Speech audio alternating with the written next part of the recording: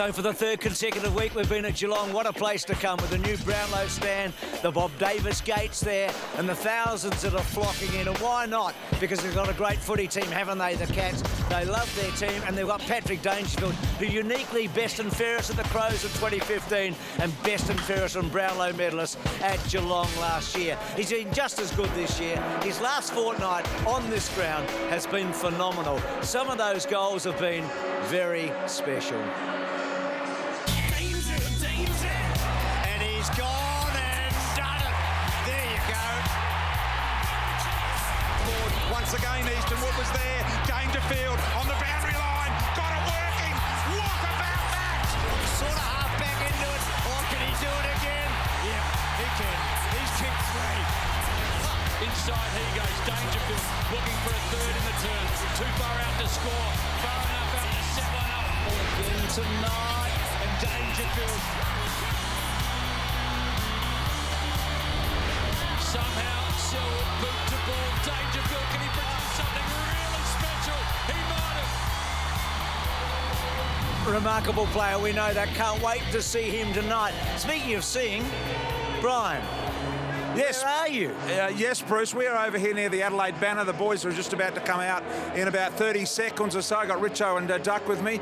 Well, Sloane and Dangerfield, could it happen again, do you think? Well, it's happened before, BT. They have played on one another before. Unfortunately, I think because Scott Selwood's in some good form, he might get the job on Sloane this time. He's had over 30 tackles, Richo, in the last 2 weeks. So I reckon he will get it. We are going to speak to Chris Scott shortly, so we will ask him that question, BT. What about Tex Walker, Richo, on this particular ground? Yeah, there was a little bit of talk that Tex mightn't have come up for tonight's game. He has. Looking forward to seeing him play. Only kicked one goal here in 3 games, BT. That would be in the back of his mind. As a forward, you know if you haven't had a good record at a ground, he'd like some early touches, Duck, just to feel good about the venue. Don Pike talking to the players there now in the vision, as we can see. What do you think the final reminder would be for Adelaide about this ground? Oh, look, it's about the width of the ground. Clearly, they'll come here with a plan. They would have trained. They put the cones out of training, BT. They make sure they understand the width.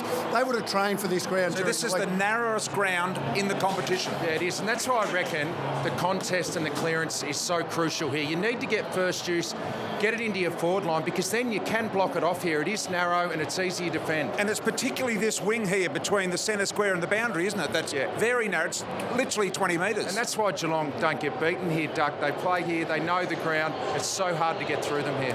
Well, here come the boys now, just coming up the race here. The Adelaide Crows just about to make their way out on the ground.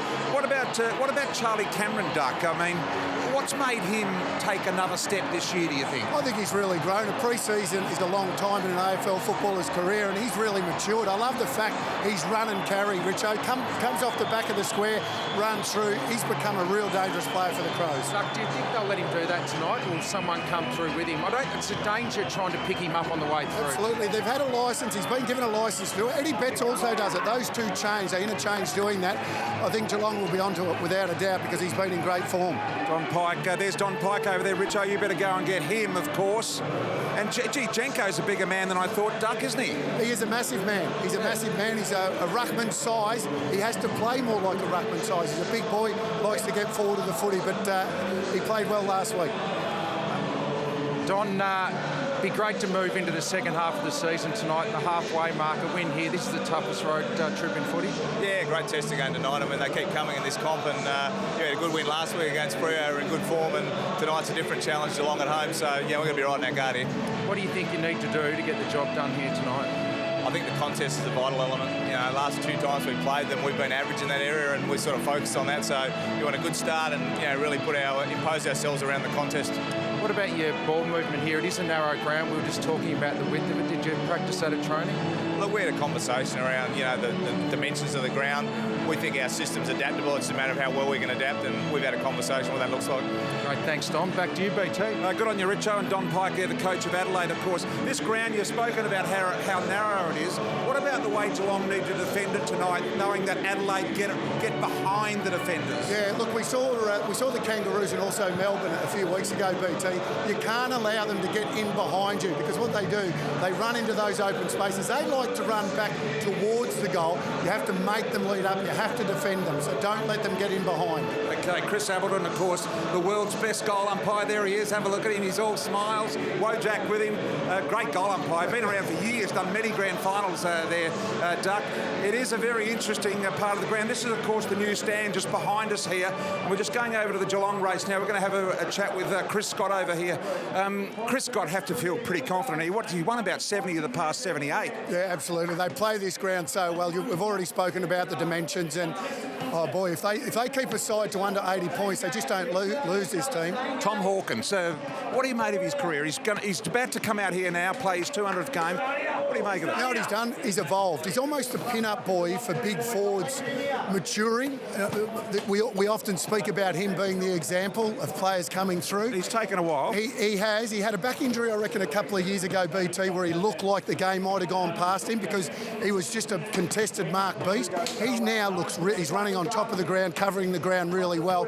He looks a much better player this year than he has for a couple of years. So I reckon he's got a little bit of footy left in him. Well, there he comes now, Tommy Hawkins, moving to the front of the group, going to come out here. I think his dad, Jack, here, who was a champion down here at Geelong as well, is here watching the game as well. So they're just about to come out. We're going to pause and have a listen to the roar because the faithful down here at Simmons Stadium absolutely loving the way that their team is playing at the moment. Have a listen to this. Here comes Tommy Hawkins.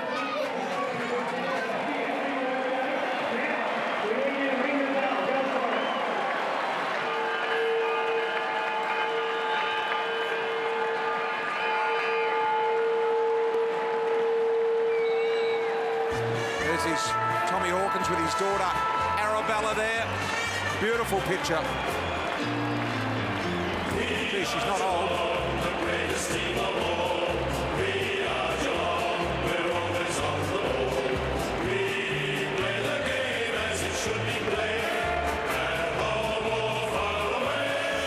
So there they go, the Cats, and Tommy Hawkins in game 200. Chris Scott is joining us here. Hey Chris, welcome to you. Maybe the first question is, who's going to get the problem for you? Eddie Betts? Yeah, he's a big problem, isn't he?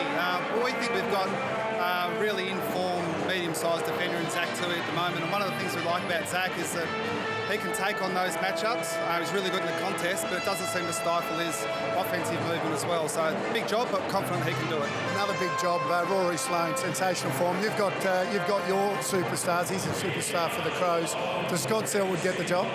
Yeah, at the start, yeah, we'll use a couple in there probably, but a lot will depend on what they're trying to do as well. So we suspect there'll be some cat and mouse there. He has gone to Dangerfield the last couple of times. We think the concern is that he goes and takes a matchup, but then he's very damaging the other way. So we've got to really respect what he can do offensively. You're probably not going to tell us, but the width of the ground here and how you play it, and teams come here, you've got a great record here, your team's got a great record. What is it, do you think, that they fall into that they shouldn't? Well, I think there's the obvious part, and that teams don't play here very often. So yeah, Adelaide haven't won here for a while, but Geelong have been a pretty good team over that period. It's a bit more narrow than most. Yeah, you're right. There are a few things that we think make a difference we don't talk about too much. Good luck. Thank you. Chris Scott joining us. So I know you're getting very, very cold, Duck, and you've got to get up into the room with Brucey there. Bruce, that's about all from us down here. Great stuff, BT. Loved it all. So Chris Scott, not giving too much away there. Lingy, have a look at some of the midfielders. Some of the great midfielders running around in tonight's game. Rory Sloane, the heart and soul of this Adelaide Crows team, gets the job done hard as nails and really drives his team forward. Speaking of driving his team forward, this man, Joel Selwood, he's pretty much done it all in AFL footy. He just wills his team over the line. As such a respected man, chatting with Nakia Cockatoo there, just giving him a few words of encouragement. He's partnered up with one of the best in the business. Well, I think the best in the business right now. Number one in the competition. Kicks goals, wins the footy, wins it in a contest, impacts games. He is a special footballer. Patrick Dangerfield could be winning back-to-back Brownlow medals. And one bloke I've just thrown in here that maybe some people are a little surprised about, but Matty Crouch, 32 touches a game he averages, 12 of those contested. 4 tackles as well. He's the one who stepped up in the absence of Paddy Dangerfield no longer being at the Crows. Matty Crouch has turned himself into a wonderful footballer. A bit of Matt Prudis about him, I reckon, right now, don't you? Just on Dangerfield for a second. Is he where Ablett was when you were playing with Gary Ablett Jr.? Yeah, that's a fair call. Yeah, you just got, as a teammate, a Geelong teammate out there, you would have total confidence when Patrick Dangerfield goes near the ball. That's what it was like when Gary was playing. If we got in trouble and the ball was bobbling around and it was going to be a contest, you just knew Gary was going to win it. We got Joel. All the best, Joel. All right, Taylor, your call. Heads or tails? Tails is the call. Heads it is. All the best, lads. So Joel Selwood to the right of screen. Both things have been slow starters, haven't they? They've both got very good stats in certain quarters. Yeah, strangely enough, for two of the best teams in the competition, first quarters aren't real pretty for them, but look after that. Take out Geelong's third quarters, which have been terrible. The rest of it is extremely impressive, and Geelong's last quarters in particular, they storm home. So this first quarter is going to be important. If one of these teams can get a 2 or 3 goal lead at quarter time, given that the way they finish games, gee, they can set themselves up big time. Tex Walker would be urging his team exactly that. Start well, start physical, get in there and win the ball, give our forwards an opportunity by getting it forward and defend well. Joel would be saying the same thing, because they know that if they can get off to a start, the total confidence then coming home and storming home, they'll win the game. Thingy Daisy Pearce gave us the stat last week. When leading at three-quarter time, Geelong has not lost since the 2013 prelim final. It's quite remarkable. It is remarkable, and we've seen it this year, even when they've been behind coming into that last quarter. They've been able to storm over the top of teams. They do have that belief now that they can come home strong, and there's the matchup we thought we might see. Scotty Selwood straight to the Adelaide Crows champ, but he will wear him closely. Both those players will have a big impact on tonight's game. Well, it's been a massive build-up, and why not? Stars everywhere you look. Big crowd, two big teams. And Smith wins the first tap. Brad Crouch taken down by Dangerfield. Smith to Joel Selwood, to Lang, to Stewart. So Geelong get an inside. No, they don't quite. Yes, they might get an inside 50. It's bubbling around. Taylor getting back. Kelly taken down. Good tackle. Ball not out. Come in, Harry. And a ball up. Quick matchup, guys. Zach Toohey has gone to Eddie Betts there, as we can see. Well, good to see Chris Scott being completely truthful with the boys. He said that Tui was going to go to him, and no tricks. Good matchup. And Richo, all security guards are off the ground? I think so. Just checking. So Stewart at centre wing. You weren't watching last night in Adelaide. A couple was on the edge of the square. They almost were in the centre square when the ball was bounced. The kick to centre half forward. First look at it was Lever. Couldn't quite. He gets second look at it. Tries to flick it out. Brad Crouch. Does he get it far enough? Not quite, to his brother Matt. And then Adelaide do a bit of gang tackling and a ball up. So Geelong with Parsons, the youngster. Had 2 kicks last week and one of them was a goal. He was impressive, wasn't he? Jacobs, Douglas. Just advancing the ball. Here's the conduit for all things good Adelaide, and that's Tom Lynch. Got to watch out for him. The boys have probably spoken about it in the pre-show, but he's of absolute vital consequence to them. You sometimes forget about him though, BT, don't you? You talk about some of those other stars, but he's the one who's the powerful runner and covers the ground and links them up.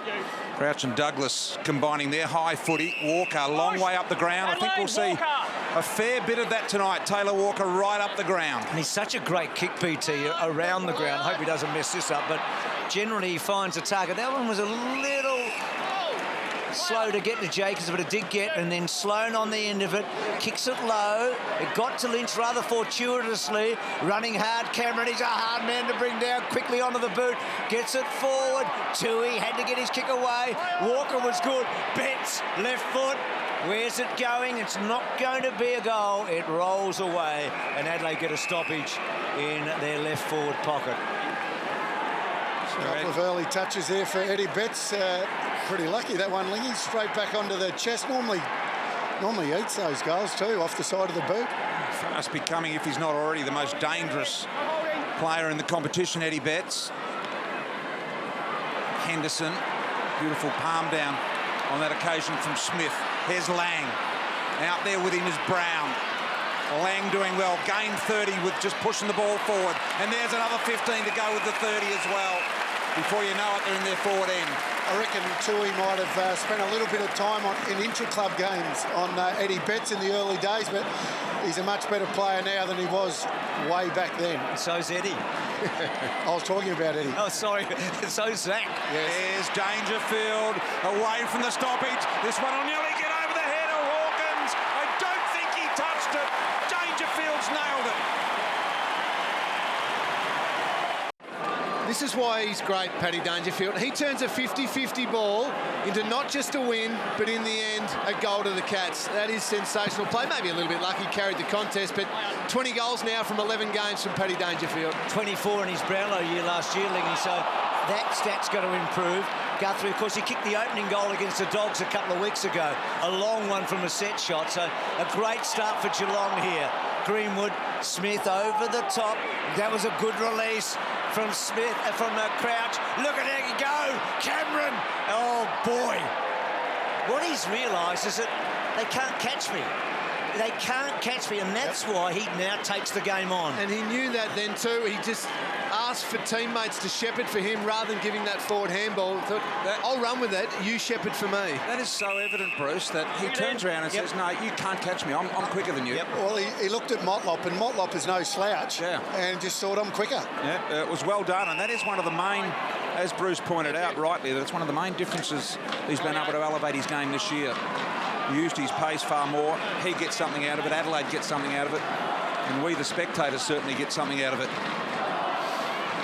Atkins there. Crouch was able to keep it alive, put it into a dangerous spot. Walker underneath it. Henderson there with him. Guthrie almost out. Betts almost forcing the second turnover. And now Blitzarves in the back half here for the Cats. BT, about an hour ago, he was running laps, Blitzarves. He was the first man out there. He was running laps. Not sure if he wants to get to Tokyo in the Olympics, but he's doing pretty well at Geelong. We know he's a terrific 1,500-metre and steeplechaser. Good tackle, but Dangerfield's hips are so strong, aren't they? And then Lonergan, Motlop, just a little quick from Menegola. Crouch, prolific, tries to get it out.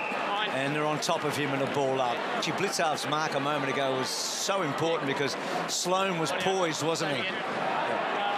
Just that reach.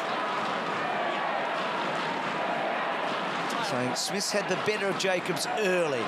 Brad Crouch, Matt Crouch, back to Jacobs. At least a couple of disposals for him. Yeah, and here is Betts just using the body, no hands. That's why Lingy had a little bit of a giggle. It looked so easy for him, and the beautiful touch kick to Walker. He was amongst two opponents and Eddie Betts, and he just made it look as easy as you like. But the kick's every bit as impressive as the mark. That was just superb. He could have easily gone for goal there. You would have forgiven him for going for goal, but just knew Walker was running back to goal, and that's what we were talking about, BT, before the game, the ability of the Crows to run back facing the goals. 15 goals, 3 for Tex this year. Here he is directly in front. Easy one for him, 20 metres. No problems at all. Adelaide get there first. Well, he'd be feeling good now, Tex Walker. We mentioned before the game only 1 goal in 3 games here at Geelong. That would have been in his mind. He would have been thinking about that all week. And the way to erase that is to kick an early goal, which he's got. So good setup there by Adelaide. Now Jacobs doing well, winning the clearance. Murdoch, little give. Mackie, Smith, to Ruckman playing a part early. Cockatoo, Betts almost got him. Cockatoo got the kick away. Hawkins, good battle with Talia. Interesting and clever handball. Gets to a good spot. Scott Selwood, high tackle. He'll have a free kick. And quickly plays on and finds you-know-who. Yep, you-know-who. A Selwood to a Selwood. Just nailed that kick across the backyard many a time when they were young, I'm sure. Here's the free kick. Certainly probably encouraged the high contact, but if your head's over the ball, down winning it, you still can't be taken like that. And just straight away had the nous to play on, get it to his skipper. And one skipper at one end and one at the other. So Dangerfield, Selwood, Walker, good names, aren't they? Umpires tonight. Of course, there's 4 field umpires tonight in the bye weekends. This weekend and the next 2 weekends, they're going to be trialling the 4 field umpires, normally the 3, of course. 4 here tonight. Camelins, Meredith, Harrison, Ryan, all experienced men. Selwood to Mackie. So easy through the middle for Mackie. The kick long and deep. Penetrating ball. What a great grab it was by Lever. And isn't he rising? He's turned himself into a wonderful player, BT. So I said it from the start, going to be a 200-game player for whatever club he plays for. And the best thing is there's a boot on the ground, but the best thing about him is what we just saw. He marks the footy. He's not just up there to spoil, backs himself to do exactly that. That's the modern-day defender. You have to do that if you're going to be a good one these days. Lean and don't get involved in a fight with him. He does a lot of work in the back shed, Duck, if you know what I mean. Blitzarves to a Joel Selwood that wasn't quite expecting it. Lang tried to get through. Crouch, and that was Brad, the tackler there. Jacobs dealing with Scott Selwood, who's trying to get a piece of Sloan. Sloan, one of the most targeted footballers along with Dangerfield these days, and that man there, Selwood, long ball inside 50 again. Hardigan needs to keep it in front of him, back towards goals, a little bit of danger. Now it puts Lever under pressure and professionally over the line. See the body work there on Rory Sloan, I like that. Just strong in the contest, not giving away a free kick, but just all over him, making sure there's a hand in there. And then, as Duck said earlier, get off and get the footy yourself when you've got an opportunity. Taylor couldn't quite, and then McKay tries to get through, and he doesn't get through. One thing that's noticeable, Zach Smith getting over Jacobs for most of the ruck work at the moment. I mean, some of his taps have been telling. Scott Selwood, third game back, and you feel like he's an integral part, don't you? He's been huge for them. Here's a chance at forward stoppages. You can get off your man as a tagger and kick a goal. So Joel Selwood got first look. There he is, Scott Selwood. Out wide, Betts tried to get involved. Blitzarves, he's hard to get down. Hooks back. Hawkins attacked the footy well, took a couple of crows with him. Motlop goes back to Parsons. Blitzarves wrapped up by Greenwood. Gee, some athleticism there. Blitzarves and Greenwood, athlete and basketballer together. Pack stand down at that Barwon River end. Smith, beautiful palm down to Selwood. He was on the move, but they were all over him. And I don't think it's going to come out from there. I'll stay in the middle. So already some blood drawn, and that's not unusual with Joel. That's pretty standard. Beautiful palm down again to Selwood. Parsons involved. Cockatoo it was that picked it off out of there and missed to the right. Chris Appleton says that's just one behind, gentlemen. We talked pre-match Lingy about it. Must have been such a minor hamstring to get back for Cockatoo, but he's such an important player for them. He is. The speed in the forward line. They've been missing Parfitt, McCarthy and Cockatoo. Even just to do that, rush the kick a little bit. Which he did for Hardigan, and Geelong get it back in. Mackie, Taylor, well placed, great mark. So Hardigan, who kicked the ball in, just couldn't quite get to the right spot. That's a great mark by Harry Taylor.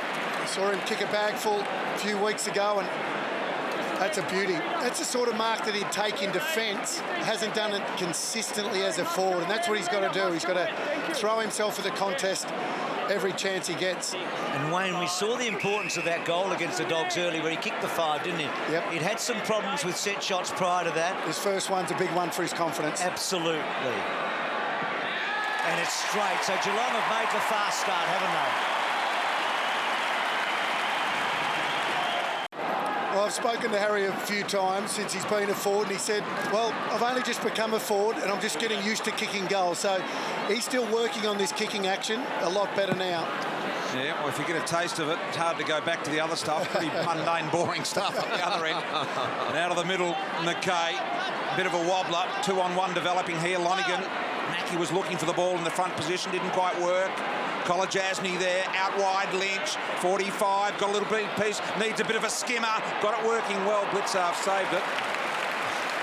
Atkins appealing for the free there. I don't point, Duck, because I don't know what that is anymore, because there was no physical pressure on him. There wasn't, actually. Sure, we can have another look at that. But it's not deliberate. It shouldn't be. But there was no physical pressure. I don't know what it should be anymore. Henderson, Tui, Murdoch. Can Adelaide force a turnover? They do. Smith, it's hooking back. It won't be a goal. Betts gives a free kick away. Mackie. Thank you. Mackie, by the way, poised on 199. We've probably talked about that pre-match too. If he does win tonight, he'll get to 200 wins faster than anybody else in terms of games played. So what do you reckon here, guys? Here we are. Well, Crow players slow up. I think it was too close to the line for him to do anything else, but if Fumbled it over, come on. that's another metre inside BT, then I think they look at that. Come on, you guys. Let's get real with this. Not being fairyland. Duncan, not sure he handballed that. Murdoch, funny little kick. Laird through traffic, well done. Gives an opportunity down there for Walker. A bit of a hold on Henderson. I think that's the problem, BT. We are being real with it. I think we're all confused. Yeah, well, probably easy to confuse us. Scott Selwood. His best kick. Maybe got a hand on it before it went over the line. Saved the out of bounds on the full. I reckon he looked like he was under less pressure than the one that was paid last Saturday night, so we're definitely confused. See, this is the problem. It's subjective, Bruce. We're all very different in our opinions. We're discovering that as we go along, BT. The kick to about 30 metres. Tui, Betts. On the ball, go through. Lynch got the tackle. There. No handball. Max here, please. So the double banger.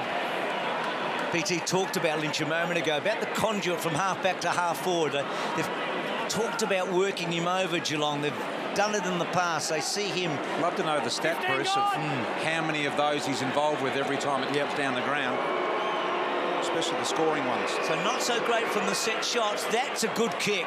A really good kick. It was always holding the line. What a great goal. Good kick by Lynch. Covered the journey, no problems, and technically very sound. Cam Guthrie had a good look at it as it went through as well. Smith with the advantage of the bounce slightly falling his way. Crouch, that's Matt. Now Jenkins. Little poker out of the pack, looking to Lynch once again. Kolajasny was there. Betts with power. Otten to Crouch. On to McKay. He gets a really good look. Sends it long. Henderson will get back. Very good against Port last week, Henderson.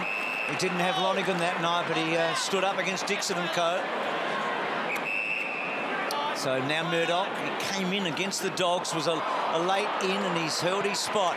Bangs the ball as far as he can. He gains some good meterage. Jenkins was at the back. Now Kelly.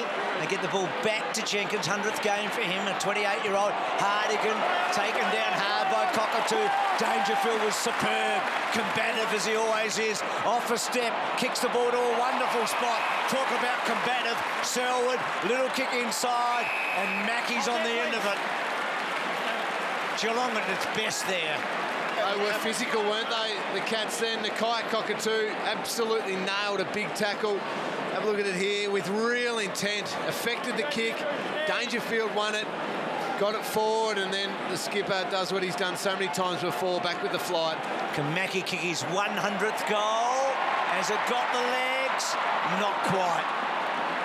There was only one player when that ball went towards centre forward that really wanted it, and that was Joel Selwood. There are others that could have marked it or could have completed. Totally agree. Yeah, that's a good spot, Tuck, because that's the way I read it as well. Just willed himself to win it when others were just dreaming about it. Little one out the side door. You heard the umpire's call, so Duncan's got to go. He does to Stewart. Stewart very deliberate. Here he is again. The juggler almost will turn around. What's the outside run? Murdoch got it onto Lang. Lang from 50 swipes and goes left. Bit of trouble for Laird. Looks like he might be just winded. Gee, he's got some grazes on the shoulder and knee, hasn't he? Gee, he's big too for Adelaide. I mean, his year has been phenomenal. Had a great year last year, even better this year. Henderson gang tackled. Millerer on the up. OK, Lynch getting involved early. Otten, who kicked a career high last week, back to Millerer. Millerer had a career high as well, equal career high. Inside to Douglas. It just didn't sit for him.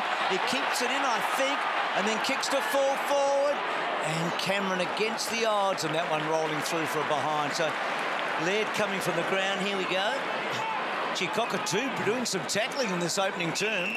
Yeah, he loves the physical side of it, Cockatoo. You said about Laird, wonderful player for the Crows, averaging 32 touches a game. That's where the greys come from as well, on the side of the head and the shoulder, and he's still trying to get off the ground here, Laird, but I'm not sure he's completely in control of where he is at the moment, so I'll take a close look at that. Menangola. Do you remember last Friday night when Lloyd went off for Sydney and didn't come back? Yeah. Had a big impact on the game. It did. Well, Laird at the moment has just come through the interchange gates now. Jakey Lever's come on for him, and they'll want him back out there, that's for sure. Walker. Highish tackle here. Go on, let him go. Duncan's free. Not off. Clear it out. Clear it out. Play on. So across they go. Mackie. Kolodjasny wide. He elects Murdoch, who's a left footer now to Kolodjasny, but the hand there from Adelaide. It was Lynch. Miller. Handball to Jenkins. Back to Miller. He's under pressure now. Got him. What a tackle it was from Stewart. And he gives him another one to go on with. Stewart free. Miller underestimating the aggression of Stewart on that occasion.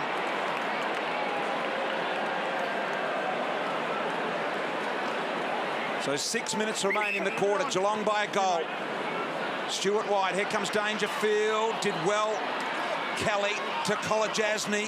Kolodjasny had a glance back and decided to go further back looking for Mackie. They've got the extra on this side of the ground if they keep coming here, the Cats. Lonergan can go to Scott Selwood. He does. Opportunity here now for Scott Selwood, delivering the ball forward. Nice looking kick, Menegola. Still a long way from goal, but using the ball well, the Cats. He's a fine player, Menegola. Late maturer, of course, and well done, Smith. He was just too big for the other Smith. Yeah, they identified the mismatch then. Well, Menegola knew that Zach Smith had the size, just put it to his advantage. Didn't even need to lead, really. Just get it to him and let him use his body. Yeah, you're right, Lee. It was a great kick, wasn't it? Really good spot up. He's 2 from 2 for set shots this year, so 2 goals without a miss. His development's been so important too. I mean, we see Ryder at Port Adelaide this year, the difference he's making. That is swinging away, but you feel like a fit, informed Smith would make a big impact in September. So that's a big story with Laird right now. Richo, what do you think with Laird? Well, when he was tackled by Cockatoo, the right side of his face was driven into the ground. It's got the red paint there from the 50-metre mark, so yeah, they're just going to check him out for a little while, I think, BT. Okay, keep an eye on that. Here's Dangerfield, took him on, handball to himself. That's how good Paddy thought he was going. He thought he could do it all. He was nailed in the end by a couple of Crows. Fierce game of footy. Do you know what I reckon? He looked at McKay and said, I've got you, I know you, but McKay's better than he was a couple of years ago. Yeah, a lot of them are. Jacobs, beautiful to Matty Crouch. Brad Crouch out as well. Here he is again, the man we speak of. Little poker back inside. Jacobs gets it moving, so Adelaide on the charge here. Brad Crouch, not a great handball. Blitzarves likewise, all under pressure, I admit. Now Selwood, back in the middle to Smith. He'll have to get rid of it, and he does. He goes long and deep. Not exactly the ball you want as a forward. Hawkins made a good opportunity of it. Taylor on the ground level, beautiful pickup. Smith under pressure. Hawkins comes in. La Kung Fu, or partial anyway. And now trying to bore his way through the Crows. We'll have a ball up. Brodie Smith, umpire lets it go. It dribbles out the back, or does it? And Smith driven into the ground by Hawkins. Gee, I reckon Tom Hawkins read your article this morning, Doug, about aggression and... Yeah, not much in that. Not much in that, but he's really turned into an aggressive attack on the footy. Gee, that's a fair They haven't been able to get back on the field, those two guys, because the play's been on the other side. I'm right, aren't I, Richo? Both Betts and Sloane haven't been able to get back as Dangerfield's got a shot here. Yeah, spot on, Bruce. They've been standing there forever. Rory, they're getting cold. They're shaking the legs around, jumping around. They're getting frustrated. So play just can't get out. They just can't get on the ground. 7 minutes. Yeah, 8 minutes for Sloane and 6 for Betts, Richo. And with Tex and Rory Laird sitting behind them, that is too good a bench to all have them there at once. Does he run around, Duck, or does he just go straight here? Runs around, I reckon. He's going to go straight at it to make me look like a dill. Should have run around. Should have run around. He would normally run around. It was close enough, wasn't it? Yep. The umpire looks for that every time. If a player turns his back completely on the play and just looks at his opponent, they'll pay that one. Sloane and Betts still can't get on. It's the modern revolution, the bench. Have a look at it. It just doesn't function sometimes. Imagine if this was the last 5 minutes of the game. Boy, oh boy, goodness gracious me. There's Henderson wanting to pound it back inside 50. Went extremely wide. Menegola underneath that. Taylor over the top. And have a look at him. So come on, Eddie. It's up to the players on the ground also to have an understanding who is on the bench and to be looking over at the bench. Sloane's still stuck there. Oh, well. You're not suggesting a player would volunteer to come off, Doug, are you? Well, they've got to understand when there's stars on the bench, Richo. It's nearly 9 minutes for Sloane. A rest on the bench, what would it be, Duck? 3-4 minutes normally at the most? I think that's about it. Yep, and it's 9 minutes. The best player in their team, Miller. I know they don't rely solely on him, but he's a pretty important ingredient. That's a hold on Henderson. He's going to keep going. Little chipper. Here they go. Opportunity here for Parsons now to go long and deep. 2:25 on the clock. Handball's off to Lonigan. Lonigan goes wide. Dangerfield there. Hawkins over the top. And Sloane finally gets back on the ground after 9 odd minutes. And very excited to get in amongst the action, straight to this stoppage. So Geelong have made the early running, 8 shots to 5. Adelaide look dangerous when they get the ball forward, but they haven't been doing much of it. Let's see if Sloane can have an impact straight away. Selwood can, pushes it out. Lever takes on the tackler, Blitzarves. Push in the back, Adelaide.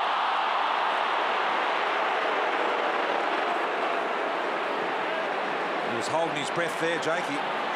So to a contest, Walker was Otten was the target, ball out and a boundary throw in. The guys, they just can't transition the football though, and it's a classic play down here at Geelong. They're trapped in Geelong's forward half of the ground. They shut down the space. Adelaide only 7 marks. They just can't get their game going at all. It's a bit what happened here last year, very similar. Betts can't get the ball through. Selwood again, heavily involved. Parsons, Blitzarves, and then well done to Menegola from Motlop. Good kick. Just missing. He missed a few last week, did Sam. He's a fine player, emerging at a late age.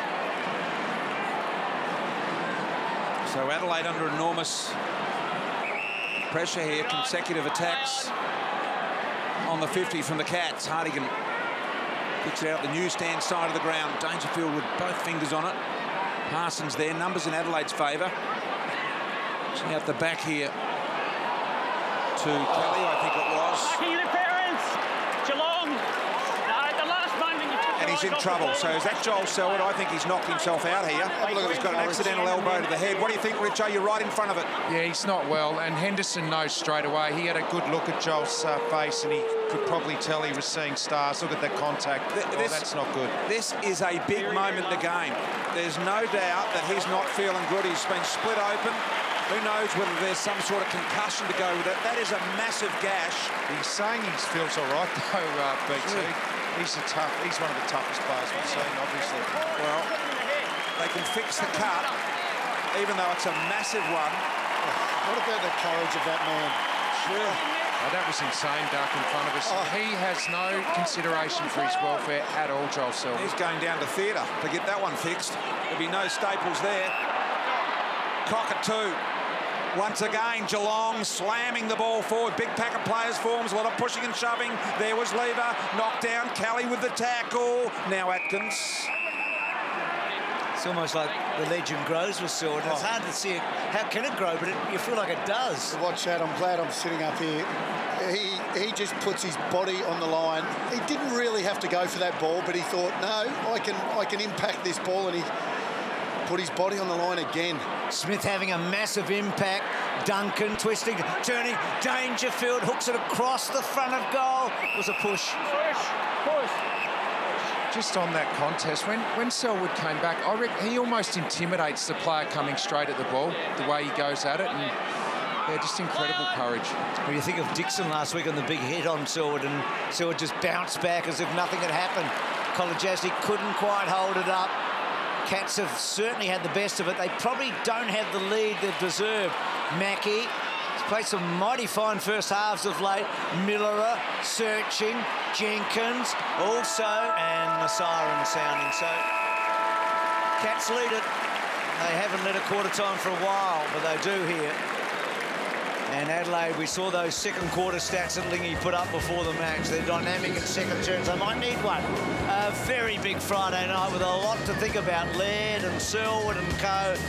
At quarter time, it's 24-15.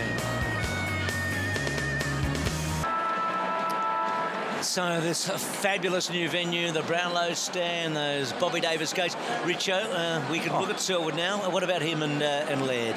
Yeah, 2 injuries, obviously, in that first quarter. Joel Selwood, incredibly, he is back on the ground. But we'll go to Laird first. Driven into the ground there by Cockatoo in that tackle. His head hits the ground very hard, slides across the 50-metre line. He was in distress. He was off the ground for the last 9.5 minutes. We'll see how he's going. Yeah, he's back on the ground, so he's okay. And that's the Selwood clash with Otten.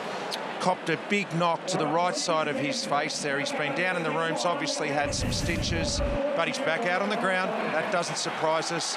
Incredible courage. So they're both out there. The Cats just took the game away from the Crows. They won the territory battle. Adelaide couldn't get any transition happening, only 7 marks and kicking at 45%. So clearly the game's on the Cats' terms.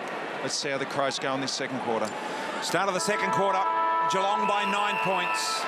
Remarkably, in that small period of time, Joel Selwood has reappeared as if nothing happened. Goodness gracious. Smith, Dangerfield held by 1. Here he is again, just like nothing happened. Guthrie to Dangerfield, extremely wide. Atkins applying the pressure, did well. Got a deep ball inside 50. Here's Parsons. Miller was there as well. Tried to funnel it out to Scott Selwood. Miller and under Geelong pressure here now. And they'll want to keep that in there. Sloan and Co. The ball came out. Scott Selwood's been in amazing tackling form since he's come back into the team. He nailed that one, but Joel, what do you think, 8 or 10 stitches and then straight back into the action? It's incredible. Got the first real touch of the quarter. It's hard to believe he is out there. Matt Crouch can't get away. What on road? You just knew he wanted to come back on as he was walking off. He was saying to the trainer, let me hold it. It looks like Paddy Dangerfield's got a free kick here. Is that for holding the ball, BT? Yes. Yep. So this tackling we saw against the Bulldogs, remember a couple of weeks ago? It's been good. You feel like it's at the same level tonight, don't you? Yep. They've been hard at it again in that area tonight. And that's gang tackling there. Pin the arm. No way you're going to get that out. So tightish pocket. We saw him miss one at the other end. He kicked a long goal to start the match. It's a good-looking kick. He's got 2. He's got 21 for the season. So here is the Warrior. He's had about 10 stitches in that. Gee, they'll put in quickly. There wouldn't have been a plastic surgery job, I wouldn't have thought.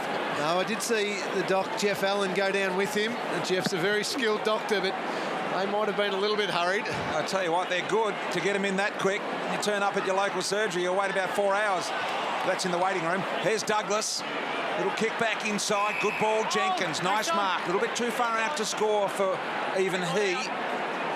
Taylor Walker back in the square. He sends a short one to Crouch. Umpire says play on, touched off the boot. It does now. Here goes Joel Selwood. Gave the handball to Smith. Smith looking for a runner. Rather ungainly looking kick up towards centre half forward. Talia was worried about the bounce. In the meantime, Hawkins closes. Forces the little handball wide. Hawkins waiting for the troops to arrive. No one did in the end. And Geelong easy through Matt Crouch. Back out of trouble and into their own attack zone. Walker up the ground, held there. Stewart now to Mackie. Mackie looking to transfer play and finds Duncan. In the back half, Duncan. What a season he's having. So much of the ball inside and outside. Play on. Goes long. He's got some targets out there, so Atkins outnumbered. Silver got his hands on it. Minagola, no real pressure from the Crows. Got away from Brad Crouch pretty easily. Talia works to the front. Guthrie's done a good job here, building it back. In dangerous hands now. Selwood's got hold of it. Little one looked okay. Hawkins protected the ball and takes the mark. And Joel Selwood is putting on a clinic. He and Dangerfield have been magnificent. 14 disposals for the skipper, 1 goal, and Paddy Dangerfield up to 10, and he's kicked the 2 goals. So the 2 champs we always talk about have been wonderful. Tommy Hawkins in game number 200. Would love to slot this one, bring the crowd right into it. It's not the MCG, but it's nearly that spot against Hawthorn, isn't it? London Olympics time. 200th game, looking okay, looking better by the metre, not quite. And Talia did so well. Jack Hawkins there, of course. Out of Finley, loves the Angus Cattle up there, and great champion of this club as well. Jumping Jack Hawkins, as he was affectionately known, great player. Ball back into play. Here to watch his son Tom play his 200th game tonight. And another ball up. Half forward for the Cats. 31-15. 0-all draw in the middle there. Duncan, who's really stepped up as one of the main midfielders. He'll be leading this group before long. Up towards Taylor, off hands Parsons. There's Menegola. Parsons again, went and got it. Tackle this time by Brown. It was good. Stuck, ball flittled out. Mackie, very quick handball. Selwood impressive to the big kicking Tui. Tui lines up from 50. Post. It's all Geelong at the moment. The Crows just cannot move the footy. The stat Richo mentioned at quarter time, the kicking efficiency of the Crows currently sitting at 50%. They just cannot get any fluent ball movement. They've got to be braver with their ball use. Take their opportunities when they get them. Murdoch. Clever. Scott Selwood. He takes Taylor Walker on. So he gets a second high tackle, Scott Selwood. Hold there. Out, Richard. Rolling a little down, but Tex was high. So Joel Selwood, Tui, probing kick. Almost the mark by Lever again, and Hawkins has got it, I reckon. Yep, he has.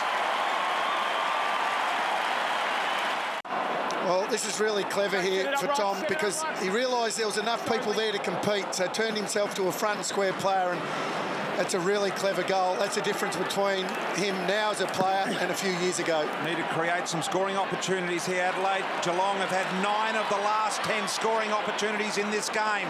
Adelaide have got to find something. Here's Douglas, rammed into the ground. And we saw earlier, BT, that the Crows are huge in second quarters. Well, Geelong are just not even giving them a sniff, not even letting them get it inside their forward 50 to have a look at their supposedly potent forward line. Cats just dominating at the moment. The Crows have got to find a different way to attack. It's going to be a free kick to Crouch here. Play on. And he does to Sloane. Sloane straightens and goes long. Jenkins, the sole Adelaide player there, competing. Off hands, Betts. The little soccer missed it. Got another go. Backs out of the pack. Henderson, slippery. Jenkins, soccer, goal. What about that? Something out of nothing. The fight of Adelaide. I reckon Jenkins should buy Eddie a box of chocolates every week because he gives him plenty of handballs. And clever to get the boot on it in the end, but it was all Eddie Betts. So the two milestone men at other opposite ends of the ground. Smith just all over Jacobs in the centre square, and Geelong all over Adelaide in that centre clearance at the moment. They go back to Tui. Crows close enough though. Murdoch, can Sloane have an impact? On the ball. He's starting to, maybe. He needs to. And then Sloane kicks to centre-half forward. Poor kick. Oh, gee, big miss by Henderson. Interesting tackle. Lynch, Douglas, Kolajasny, Lonigan, Stewart, Tui. Handball was good, beautifully weighted. Motlop got some help. Well done. They're out. Blitzar's running hard. Kicks to centre wing. Taylor well placed. Tries and takes a beauty. Oh, what about the fast handball from the Cats? And here they go. Menzel with an opportunity. Got a clean ball. 40, 30, closing. Rams at home. Sensational Geelong play from one end to the other. It all started with a sacrificial effort from Jordan Murdoch. Just released Steve Motlop. A Harry Taylor contested mark down the line and a Daniel Menzel finish. Great team goal by the Cats. Big leaders at the moment. 4-goal game. So out of the centre, Greenwood, you heard the ump. Play on call. Jenkins getting a little bit of it. Good handball. Cameron, goal.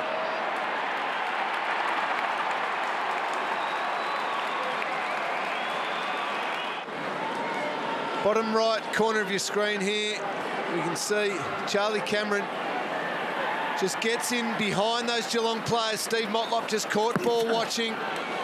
Cameron smart, didn't need to get sucked into the contest, knew he couldn't influence it right in at the coalface, so just waited on the outside and knew he could have an influence while those Geelong players were just watching the footy. They weren't concentrating. Gee, the last 4 minutes, I reckon Adelaide have just got their fingerprints over that period of play and are just starting to make a little surge here. I know they conceded a goal to Menzel, but kicked 2 of the last 3 and have been very impressive in the last 4 minutes. Let's see if it amounts to a full-on crack at the Cats or whether it's just fleeting. Menegola was careful to Motlop. Motlop triple tackle. Call up.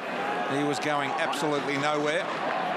Just better in the contest at the minute, Adelaide, I reckon, in those centre clearance breaks. And a better balance too. They've got a few blokes inside, but then they've still also got the outside covered as well to either attack or to defend better. Sloan free kick against Blixarves. Watching that contest, they're swapping. They're really all over Sloan. So Sloan has just runs out a bit of petrol there, goes high, unusual. Walker, up he goes, brings it down, Betts, the push off, the little kick around the body, had to go back and find it again, and very happy to take it over with Scott Selwood. Yeah, so it's not just the one guy on Sloan at the moment. They're really working him over at the stoppages, and Blixarves was hanging on for a while. Entry throw in here. Smith-Jacobs, Duncan. Just hope with that handball, really didn't want to put his team in danger till he was thereabouts. Now the back, it comes fast hands. Might have been Brown initially, McKay. Little one, Crouch, touch ball, no mark here to Cameron. It'll be play on, going to have to weave his magic here. Menegola, Mackie caught with it. Through they go. That was Greenwood, I think it might have been. Now Menegola, the clearing kick. Parsons able to get his man led under the ball, but illegally. 2 metres! 2 metres! So Laird, little kick okay. This is Matt Crouch. Just keeps on getting it, doesn't he? He's a 30-plus man just about every week these days. Kicks to full forward. Jacobs the target. Toohey, a little too easy for the Cats. They bang it away. Does the ball squeeze out the back? Laird gets it to Crouch again. And then a half a kick forward. Mackie on the up okay. Taylor did well. No tackle on him. Quick kick away by Murdoch. Down the line. Bouncing ball. Menzel and Parsons attacked it hard. Gee, Kelly was good. Or was it Lever? It was Lever. Adelaide go forward again to half forward. Good mark by Lynch. We've talked a lot about him. We have indeed, and here he is, reels and goes. Spearing ball to Walker. You can't ask for it to be delivered any better than that. Important mark there from Tom Lynch. The ball was just bouncing back and forth and nobody could get a really good clean possession, but it took a strong Tom Lynch mark, a true contested mark, and then he was smart enough to get back off it quickly and hit up his skipper with a beautiful kick. You'd love that as a forward, Doug. Tex Walker knew before he knew where it was going before it went there. 26th, now his 27th goal on offer, and it's a little to the right. Made the distance very, very easy. One for the memory bank there. No problems at all from 50. Being able to take that contested mark that comes down the line, the game does. It just opens up for you because you're not expected to take it. We've seen that illustrated so well in this term, haven't we? So straight down the guts. Menegola, Smith couldn't quite hang on to the mark and a ball up. I reckon you're right, BT. Adelaide, you do feel as if they've got a taste for it here. Yep. And Paddy Dangerfield's just drifted forward, so no longer on ball. He's playing as a forward, and then someone else to step up in the middle of the Cats. So, gee, Duncan got out superbly, and Geelong are out. Lang, twisting, turning, Blixarves, back to Lang. Lang spreads it wide. Selwood, oh, what a mark again! He knew the big ball Hardigan was coming. He knew something was coming. That's incredible. Given what he's already copped in the first quarter, he knew that was coming and did not flinch. He knocked the scab off that cut. Not going to worry Joel. Kicks to about 50 metres. Good body work by Blixarves. Just got rid of Laird, and then Blixarves goes short to Guthrie. Held on to Guthrie. Brown twisting, turning. He looked a bit like he was caught in the bright lights, Brown, and there'll be a ball up. The contested ball is plus 17 to Geelong as we look at that mark. That's a contested mark. He's a machine. Plus 17 to Geelong. Adelaide have only lost that once this year, and that's why they just are losing the territory battle. The Cats are getting first use. Jenkins, Greenwood. Otten it was there, and piled over. That is so brave. That was a glancing blow to the side of the head that he had cut only 10, 15 minutes ago. And Luke Hodges certainly agrees with you, BT. Yeah. He is as hard as nails, Hodgie. There's no question about that. Just incredible resilience. Here he is. Greenwood, strong. Moved it forward. Jenkins runs his full journey. Little chip kick is good to Walker. Does he get it and go? He's thinking about it. He had Cameron on in the foot race, but he said no. Lynch will do me wide. And a very, very soft 50 to go with it. No need to push him. Heard the umpire, no need to push him. It was sort of a soft push. Technically it was there. And he certainly went over a bit easier than he would in a real contest. He did, but it wasn't necessary. The mark had already been taken. He was heading back. Just one more metre. It's a silly one to give away. Time back on. So for his second goal, Lynch comes in and he gets them within 10 points, closing this game. That it's soft and it's not a big push and you wouldn't go over normally like that in the contest, but it was just unnecessary. The mark had been taken, Lynch is heading back. You just don't do it. So Jenkins doing well, I reckon, in the last 10-15 minutes. Selwood and Sloane. And then well done, Duncan. Selwood in the thick of it again. So's Jenkins. They're all over him. Ball not out. Fine. Didn't dive on it. Let it go. Impressed with Jenkins' competitiveness here. He's a great athlete, we know that. Basketball background. Townsville Crocs. Crouch. Minagola. Good tackle, McKay. Crouch searching for a cockatoo. Scott Selwood dishes it out. Motlop puts on the burners, goes back to Cockatoo, back to Motlop. He had to kick it in a hurry, he did. Taylor's been very important, I reckon. Gee, Jake Lever, was he lucky, Bruce? Yep. So Taylor, 70 metres from goal. Oh boy, he was very lucky there, Jakey Lever. Harry Taylor, Chris Scott was not happy. Up they fly, no one really in the air. Hawkins out the back, gets his second.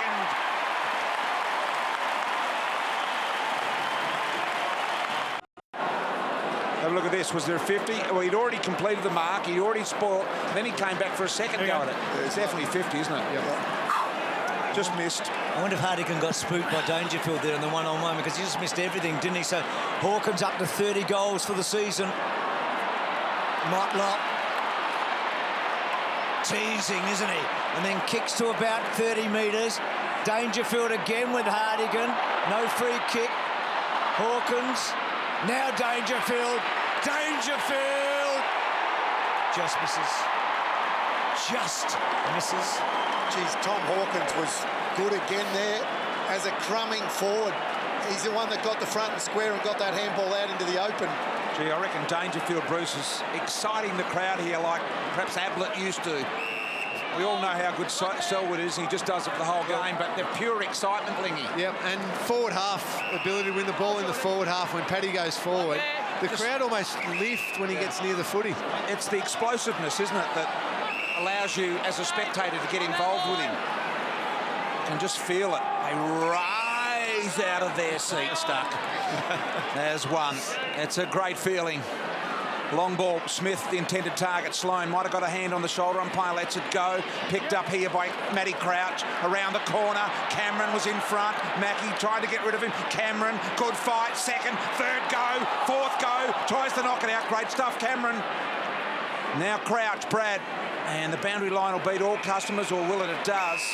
Charlie Cameron there is something I haven't seen him do before, that sort of stuff. That was great, BT, because it just bought time, allowed his teammates to be able to get over there rather than just Geelong picking up the footy and sweeping the ball out of defence and rebounding. He trapped it in there, and that's the reason why they've got a boundary throw in their forward line.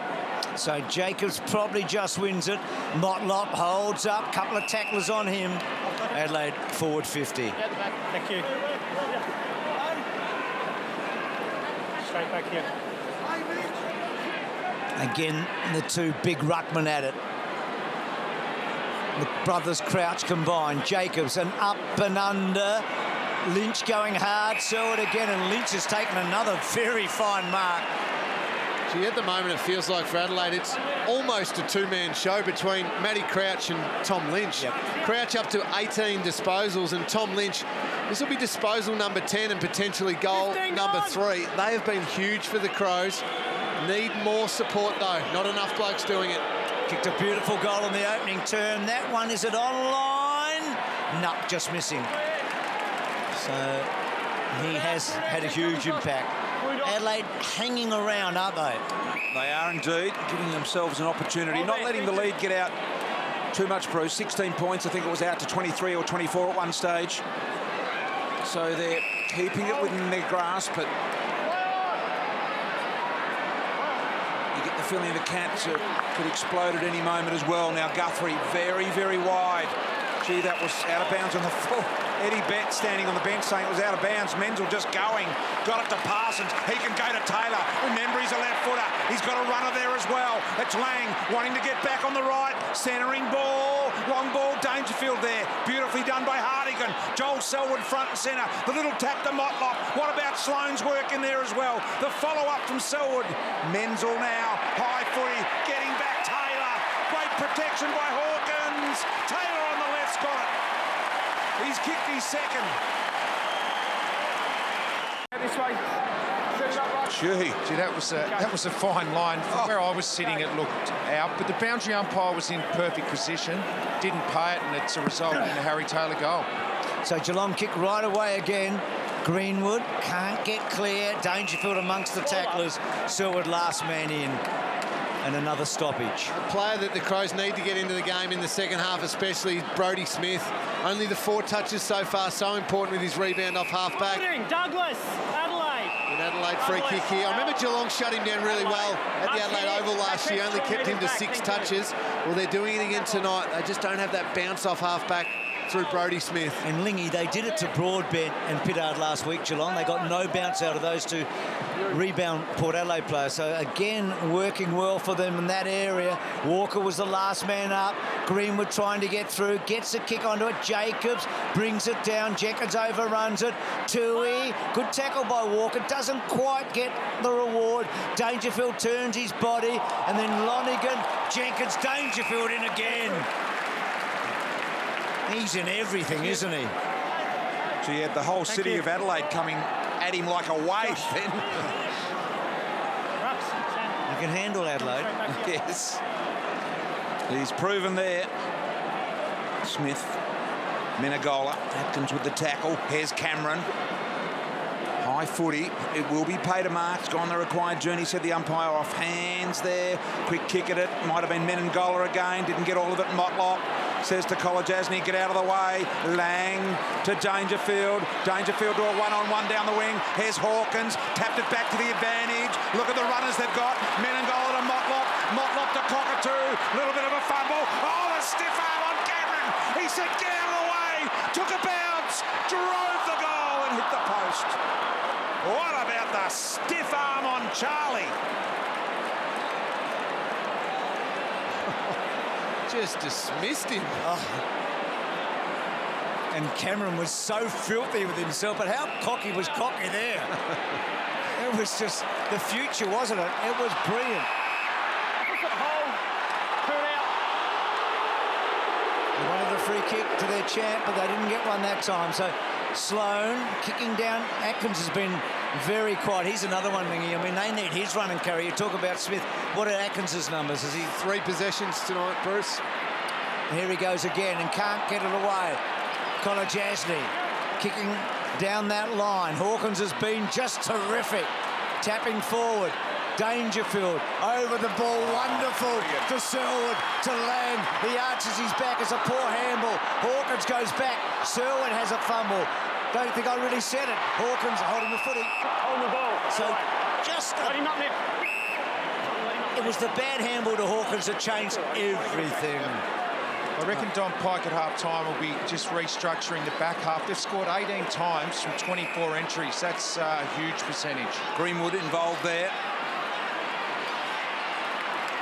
Back to Greenwood, just off the one step, down the line here. Adelaide, Sloane, Mackie had to go. Smooth, fluent, Mackie-like off the half-back line, and the spearing ball to Lang. Sent half back, just under 3 tick-tocks left in the first half. Geelong by 23, blitz halves. Slid it to Stewart. Stewart, tough one down the line. Henderson, the only one looking at the footy. Draws Harry Taylor up to the footy. He tried to go left, but he didn't have it. Jakey Lever looking for the give and go. He was off put by that. Fast hands McKay. Put his man Douglas under the pump. He got the little ball to Sloan, and Adelaide starting to work it forward. Sloan centres it, goes the corridor. Cockatoo getting involved, isn't he? So Laird, where does he go? Geelong have got all the numbers forward. Spreading to Lever. He's got Brad Crouch out wide. He's got the run of Millerer. And Millerer to Brad Crouch. It wasn't a great handball. And then Brad Crouch kicks high and hard. Betts is lurking. Can't quite get a look at it. You mentioned Atkins before, Bruce. He's had the 3 touches. Brown, 3 possessions. Smith, only 4 possessions. Charlie Cameron, only 4 possessions. McKay, only 5 possessions. So Don Pike just isn't getting enough of a contribution from enough of his players. Fantastic by Matty Crouch, Tom Lynch, a couple of others, but so quiet from a lot of his group. Mackie had to go again to Kolodjasny. Gee, they're chasing like anything down there at the moment, the Adelaide Crows. Putting enormous pressure on the Cats. Parsons, look at them. 4 or 5 jumpers around. In front of the big scoreboard. Forward pocket, Bowen River end. Been a hot quarter of footy. We've had 8 goals collectively kicked in it. Geelong by 23. Crowd loving it. All the big stars are playing well. From both sides. Betts went without it. Dangerfield. Sam Jacobs gave it to his opposing ruckman in the end. Lever landing awkwardly, got up to effect the tackle on Menegola, and he's gone again, Jakey Lever. Have a look at this. I tell you what, it's going to be on here. Lever will not take a backward step. Selwood's got the free, and they are going for Jakey Lever at the moment. The Cats, Mackie, Crouch is involved behind the play as well. In the meantime, the ball goes on, and gee, oh, and a jumpery there from Tom Hawkins on Matty Crouch. No, it didn't blow. And we know what they've been saying about the jumperies, and I think there might be a little something. All happening, eh? Cockatoo, this ball's as hot as it's been all night. Kicks to centre half forward. Kelly, there's Lever. His heart would be racing. Douglas, Kelly. Gee, a late goal one way or the other here would be telling, wouldn't it, with what happened a moment ago. Tempers are high. Laird had a fumble. Kick is very poor. Henderson off a step. Stewart has to wait, but it's okay. Geelong with some bounce. Great kick by Stewart. Menzel up for it. They've got some run. Menzel with it. He's got a couple of options. Goes short to Taylor. Could Harry go all the way? He spreads it wide and he finds Motlop. And Geelong get the chance to really hammer one home.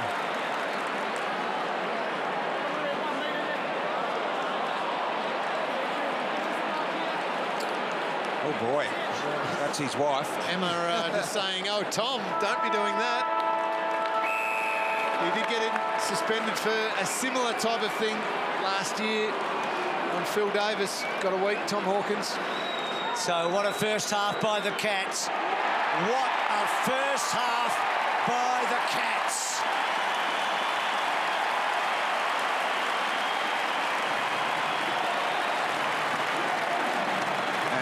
A little bit of push and shove here, Bruce. Tom and the Turk Texan are going at it. It's just starting to get a little bit of ring-a-rosy about it. The umpire's whistle not having a big effect. Jakey Lever in there pointing at a few, and he'll shape up as quick as look at ya. And they're a little angry, Bruce, the boys, as they leave the field for half-time. Gee, Manny Pacquiao out, Jakey Lever. So it's set up, isn't it? But Geelong have got a big lead. They've raced away. What a second turn for them. What a half. Jumping Jack likes it. So does Tom. 64 to 35. This Queen's birthday, there's a chill building over the MCG. It's the beast. It's out there, and it's relentless. We've started the fight, but it's not over. Our elite have answered the call to find a cure. We're back for round 3. Big Freeze 3. Fight MND. Donate now at fightmnd.org.au. And we welcome the man now who got it all started, Neil Danaher. Welcome to you. Thanks, Tim. Big freeze. We started that 2 years ago. You started it. Wow. You've been the driving force behind it. It's been a lot of fun. A lot of fun, and we're going to have fun again. We are. We're definitely going to have some more fun. I think we might just recap some of the fun we've had over the first 2 years. Year 3 is going to be an enormous amount of fun, but let's just take a look at what's taken place in the last couple of years. Big Brian Taylor. Big Brian Taylor was... Oh, dear. We've never seen a splash like that at the MCG before. And then last year, there was a lot more fun again last year. Yeah, Sammy Armitage, and it will be bigger and better this year as well, Tim. And who will ever forget that man going down and the look on his face when he came back up again? He got the tie, he got the tie. It is very cold. Now, before we get to some other stuff that we need to get to tonight, a lot of people will want to know about you and your health. How are you travelling? Well, if I compare myself to a typical M&A sufferer, they only had 27 months to live once they're diagnosed. I'm going really well. I'm now in my 4th year, and when we kicked this off, I didn't think I'd be around for 3 years, but I'm going pretty well, considering I should be dead, but it is affecting me, and it is progressive. It never stays still, you're never in remission, and but all things taken, I'm going well.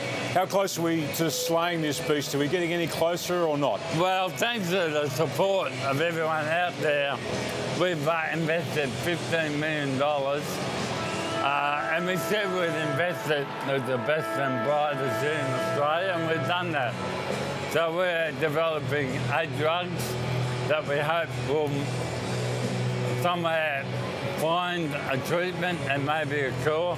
We're bringing trials, and we've basically got employing 70 researchers, neuroscientists over the next 3 years here in Australia. Now, Neil, you've worked on the theme this year. You've come up with a great idea. What is it? Well, we are going to select those athletes. They have to be Australian icons in the sporting world. They have to be represent Australia, green and gold, fighting spirit, we call it. And the first man nominated is? We're going with the great Leighton Hewitt. And we caught up with Leighton earlier today.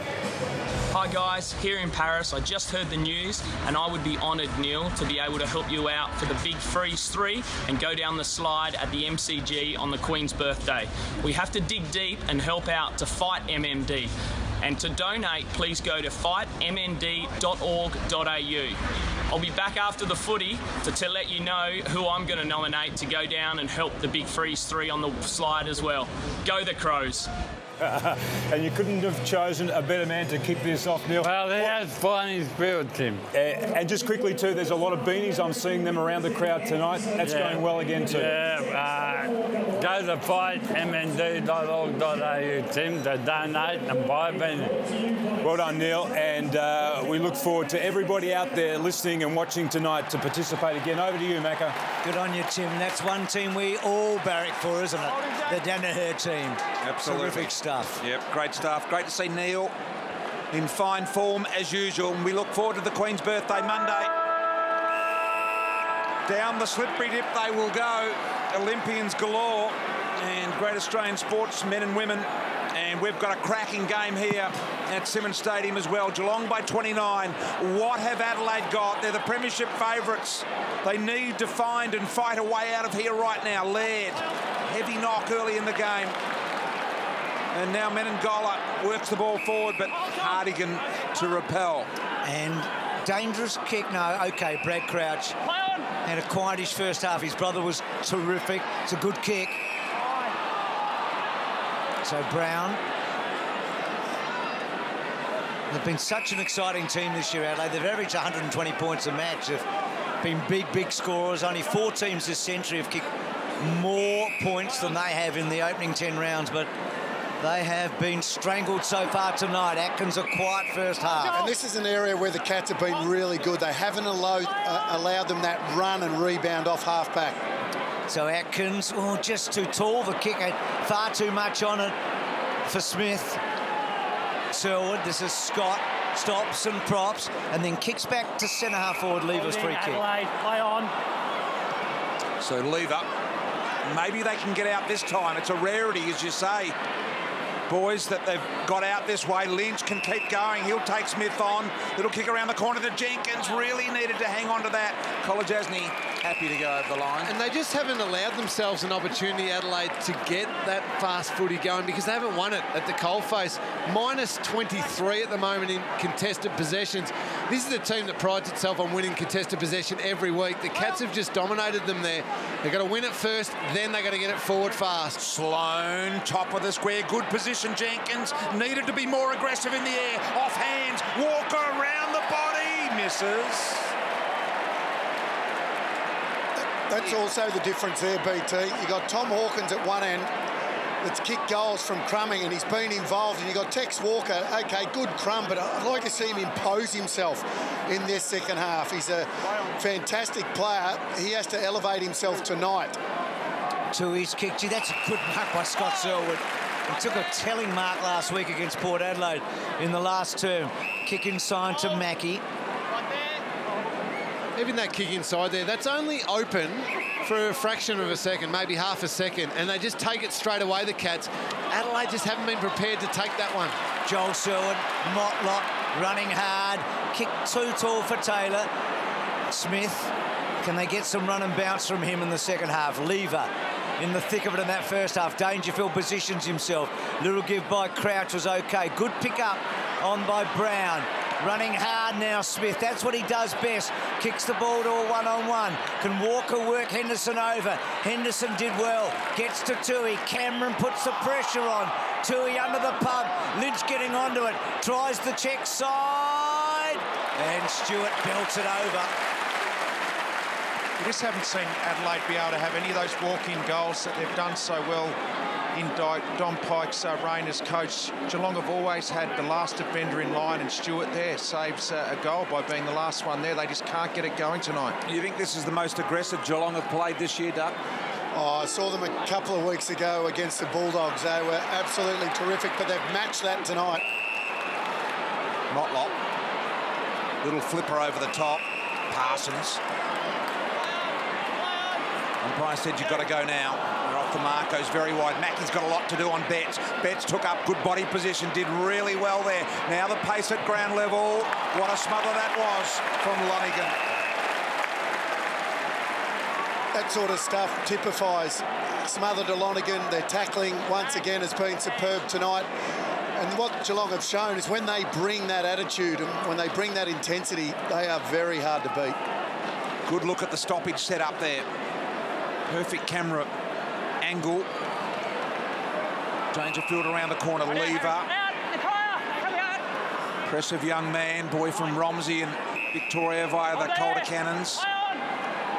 Matty Crouch around one, finds Sloane. He can get it and go as well.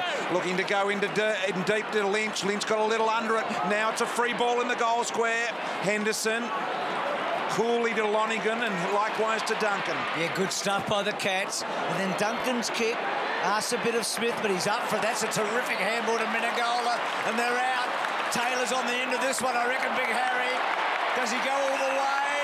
No, he kicks towards full forward. Menzel goal. What a goal. One end to the other. Well, Geelong have just done to Adelaide what Adelaide have done to teams all year. Got out the back, and then Harry Taylor, that's a good kick. Didn't spin quite properly, but put it to the space. Great goal. Well said, Duck. Sloane, smothered by Dangerfield. Ricochet, Murdoch, long handball Lang. Wasn't it a beautiful hands at the low level? Difficult ball to take. Made it look easy, Lang. Lever was there. Hands on the footy. Menegola backs out of the Lever tackle. Lang trying to force his way through. Hawkins did well to make contact with the boot. Blitzarves gives Duncan some time and space. He loads from a long way and misses by a fair way. Packed stadium here. That's the newsstand on the left there. Superb, well populated. Looks spectacular, the ground.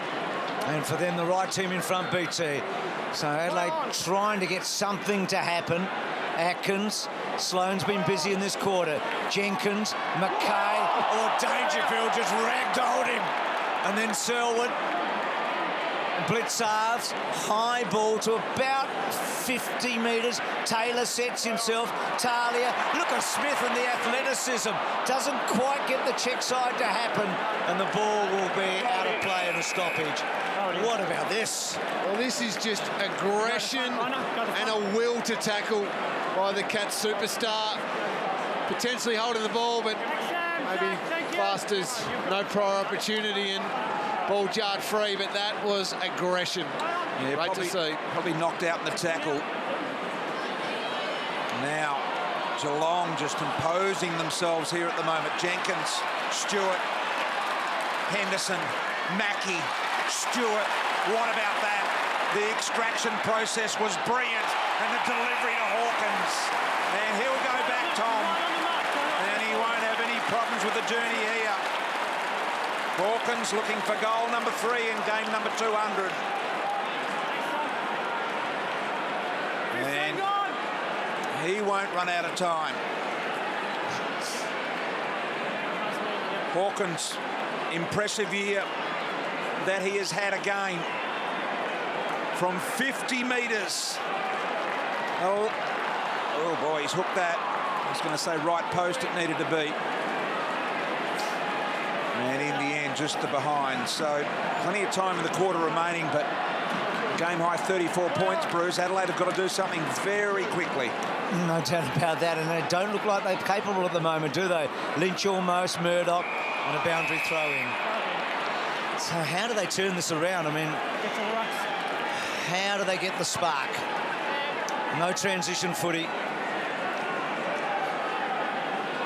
All the good players really on the ground are wearing the hoops. Brad Crouch, Mackay.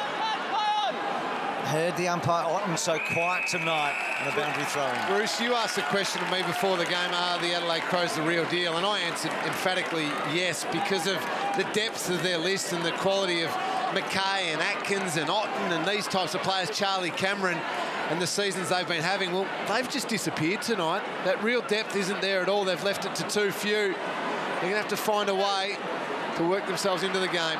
Well, Lynch is one of those too few, and that's a solid mark by Walker. Well, their captain, he's won. Eddie Betts, you know, has done a couple of good things, but needs to impose himself in this game. But this is the man. I mean, they've almost had the same inside 50s. It's 30-31. So Tex Walker is the man for Adelaide that needs to impose himself on this game. He's such a beautiful kick. He missed 2 easy shots tonight. 1 set shot and 1 snap. And he misses another. So 1 goal free from the captain. Yeah, that was horrible off the boot. Yep. That was always a left to right kick there. He's normally such a good kick. Yeah, he is. That shot. Yep, he is. Lingy, no question. Duncan now. The linking play, impressive. Murdoch, the little jam kick out wide. Blitzarves. Handball to Dangerfield. Got a difficult one in the pocket. Just took it with the 1 glove. Right foot kick around the body. Vintage Dangerfield touched on the line by Hardigan. He's got a little bit of showman about him, doesn't he? He knew the crowd would have loved that one. A little bit, you reckon, Nicky? I think he took that one-handed, the handball receive. That was a beauty, wasn't it? He knows exactly what he's doing when he gets it. So that ball not touched and going out. So Scott Silver going back in. Hawkins made a big effort. Hardigan okay. Douglas hacking it away.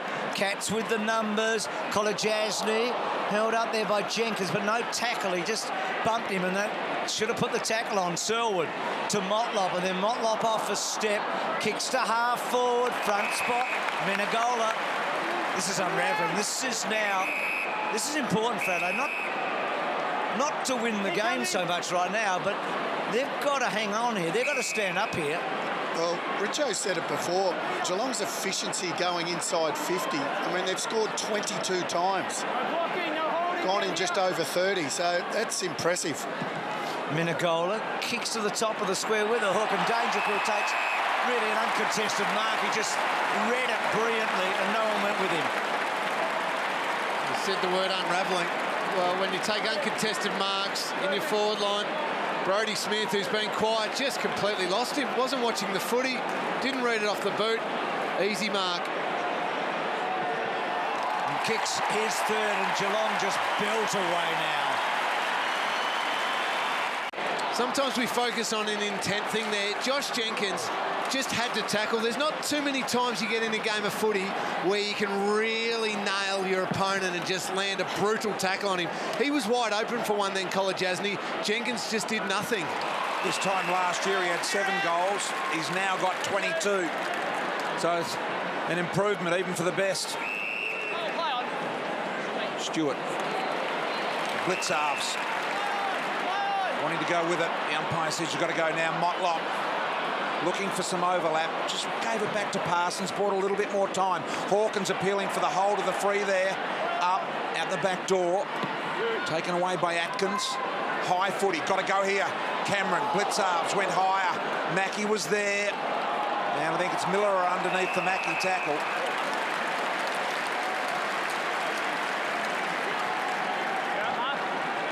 Geelong crowd loving what they're seeing dished up here tonight. Blitzarves was able to shift Jacobs under the footy then. Atkins there, Motlop went with the hands and not the body. Selwood. Cockatoo somehow, deliberate little kick there. It was meant for Parsons and it found him, make no mistake. Harry Taylor ran over the top and a little underground ball here. And I think that might have been, in the end, Crouch. Ball bounced on the line. The Selwoods combined. This time Scott kicks to the pocket. Talia was caught underneath. Menzel, the big flyer. Lever's been good. Gee whiz. Cockatoo and Kelly. Mackay, don't get sucked in. Mackay, don't get sucked in, Mackay.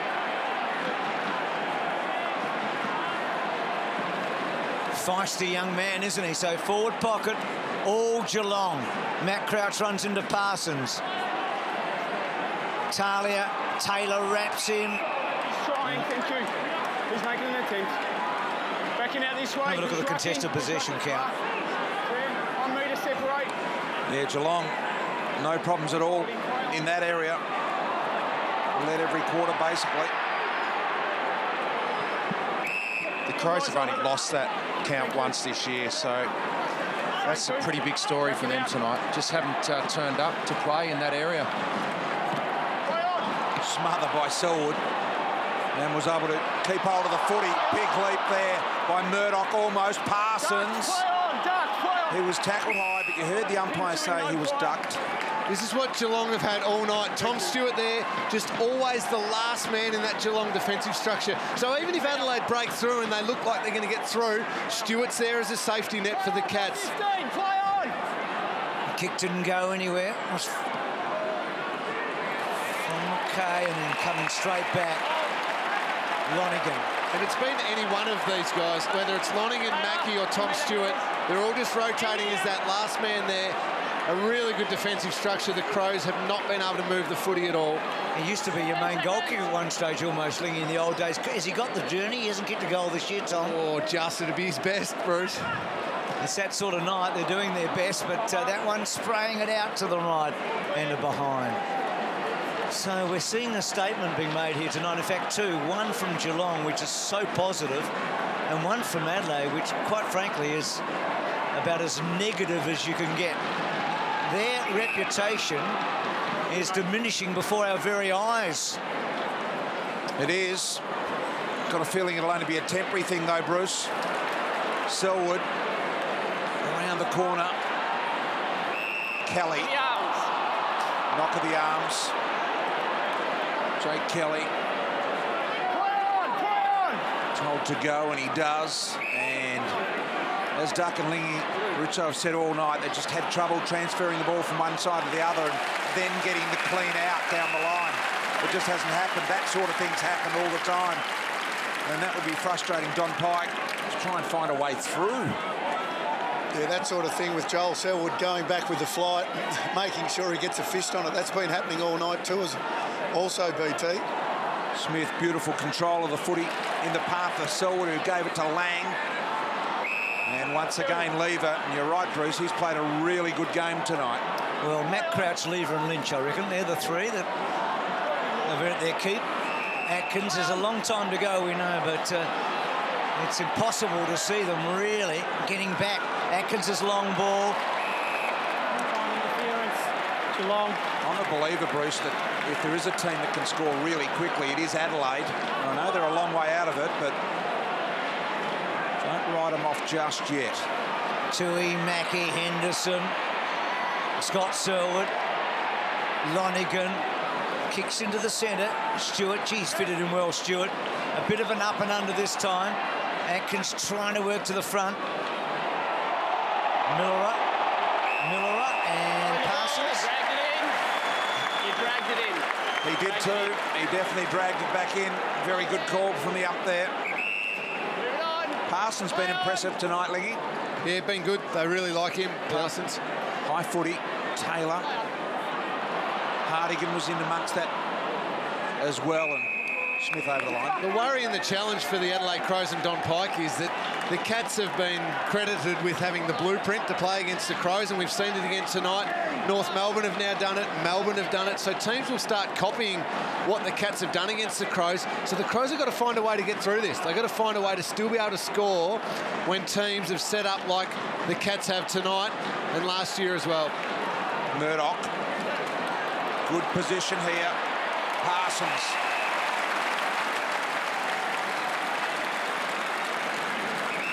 So Paddy Dangerfield, when he's not getting the footy, he's organising the coaching moves, the structure, and the way forward for the Cats. He's the man that does everything. You've got to like his involvement, fully immersed in what's going on. Chris Scott not liking it. There's Parsons. Ride this one home with him. That's on line. That's good. No problems at all. Big kick. Geelong by 47.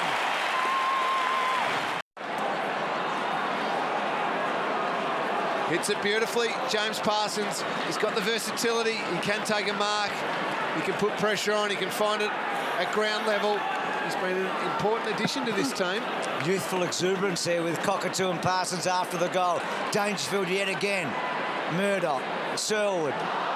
Guthrie left that one behind. Murdoch gone. Good tackle. That's Greenwood. Adelaide, play on. So Otten takes it. Should have left it for Greenwood. He's a good left foot kick. Otten went very wide. Adelaide have done a lot of that tonight, and then Brad Crouch, well, Selwood takes the mark. And as soon as Otten went wide there, Geelong's whole defensive structure just shifted back, had numbers back completely covered. Once they got the free kick, they needed to go straight at the teeth of goals. And that's where Greenwood was. So Selwood, Scott, back to Lang.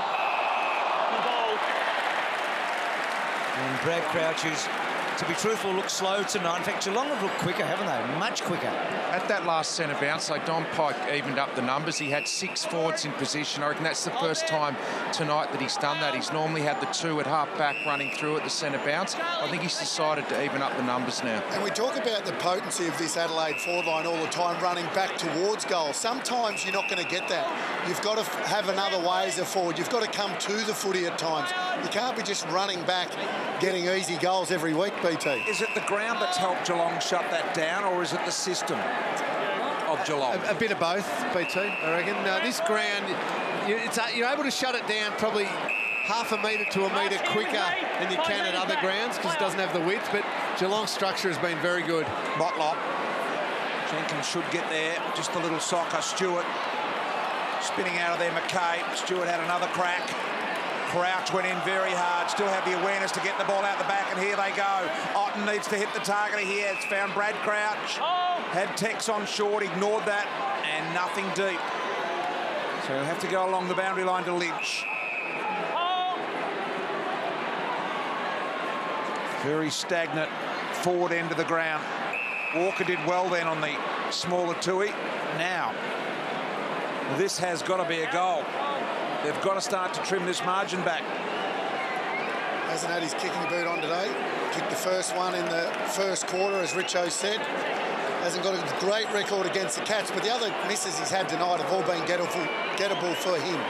I reckon this is the toughest spot on the ground to kick from. I reckon at any of the ends thing. You know it better than anyone, but for some reason this is a hard pocket. He's got that one. And he's made it look easy.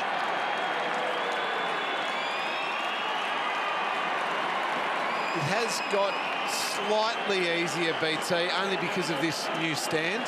You're a little bit more protected from the prevailing winds, which is the southwest wind, which would be blowing that one out of bounds. But Tex got that one sweetly and came straight to the bench, which is somewhat surprising given you're the captain of the club and you've just kicked a goal and you've got to do something to get your team going. That's where I'd be looking at the runner and saying, hooroo, you go back to the boundary. Well, this is where the man with the computer on the bench needs to lock it off and have a bit of football now. Well, as captain of the footy club, you could see he was disappointed coming off.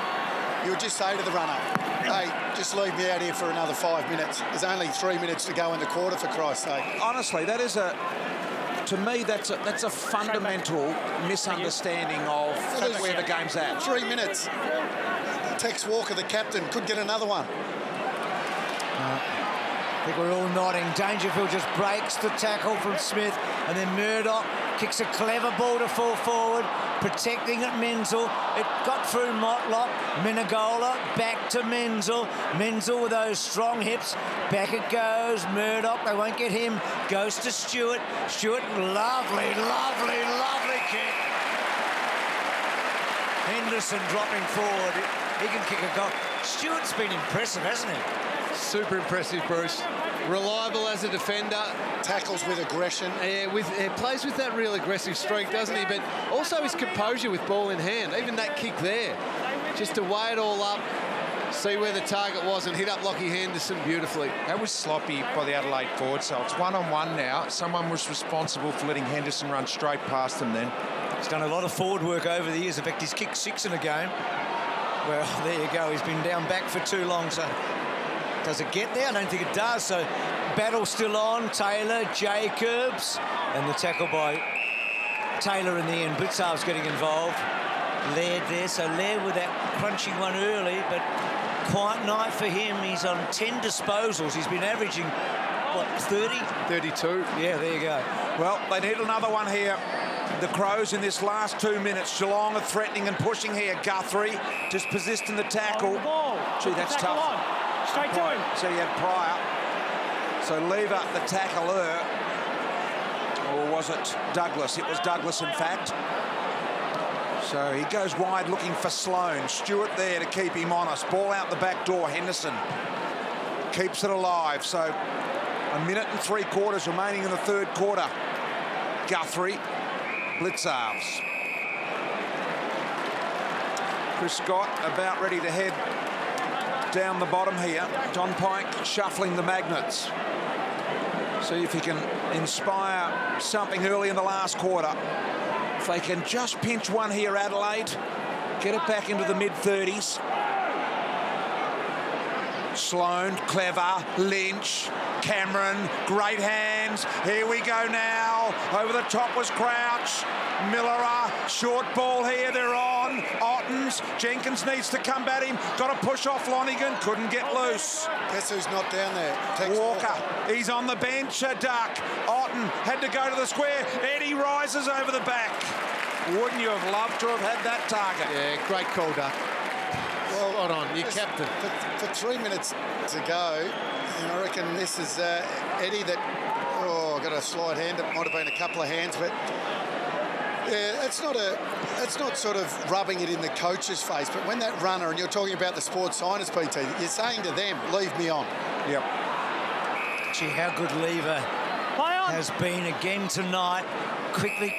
Push, as he kicks. Gee, they're going to get a shot, Bruce. It'll be as he kicks, so back down here, BT, on the wing. Won't be downfield because it was as he kicked it, you see here, not downfield.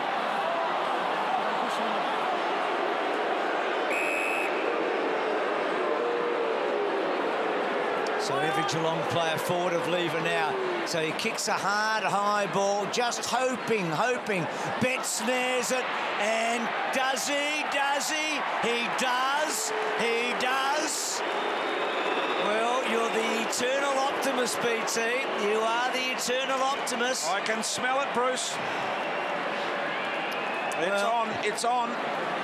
27-minute mark, third quarter, 34 down. I don't want to shoot. You get either that front and goal square, that front and square goal, sorry, to read that off a big pack and hit that with Paisley. I don't want to shoot Brian down, but the Cats are plus 200 in last quarters, but this might buck the trend tonight. They're kicking uphill in the last quarter, Lingy. Walker still sits. Adelaide have kicked the last 2 of the quarter.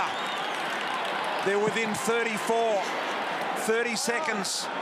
Sloan got the clearance from Crouch to go with it. Otten and Stewart.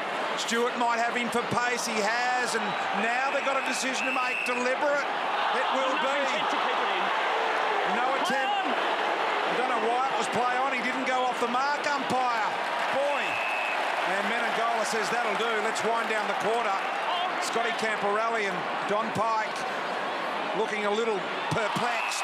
Dangerfield strong with the mark. Time ticking down, siren will sound. And at 3/4 time, a glimmer of hope for the Crows against an all-conquering Cats outfit at the moment. That man there and that man there will have a big say on what happens here. 3/4 time, Geelong by 34 points.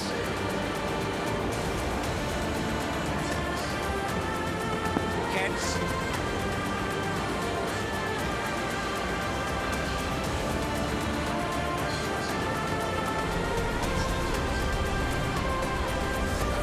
Couple of real big ones. Down to you, Richo.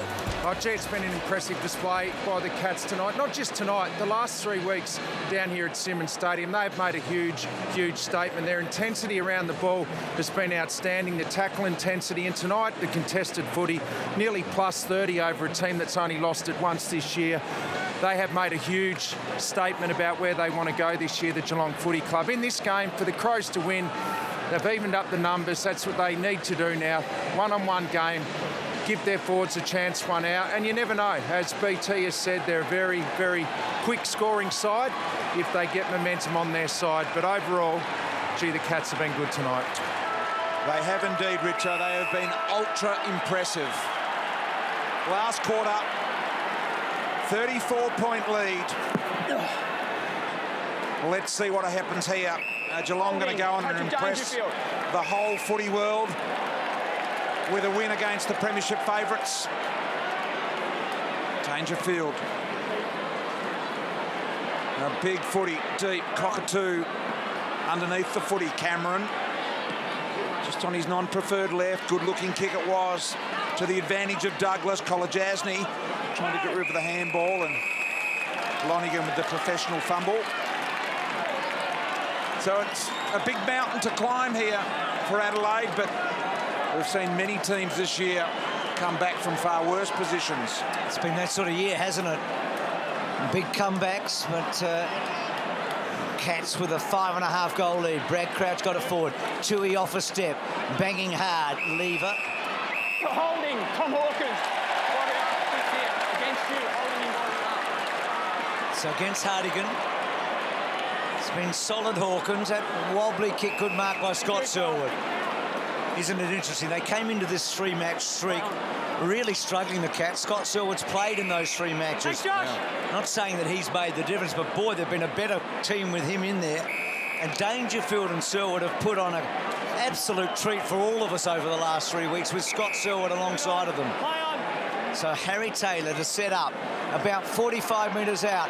Hawkins, Hardigan did well that time. Guthrie searching for it. Stewart, Motlop, back to Duncan. Duncan not quite so prolific tonight. Where's Dangerfield? He's there, and so's Menzel. And Menzel's kicked his third.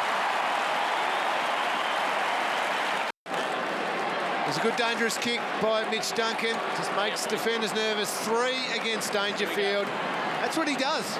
I know we rave on about him, but there's a reason why. He's just such an influential player. 3 players fly against him, leaves Menzel down. Easy goal. Geelong by 40. Jacobs to Brad Crouch. Stewart, hand on it.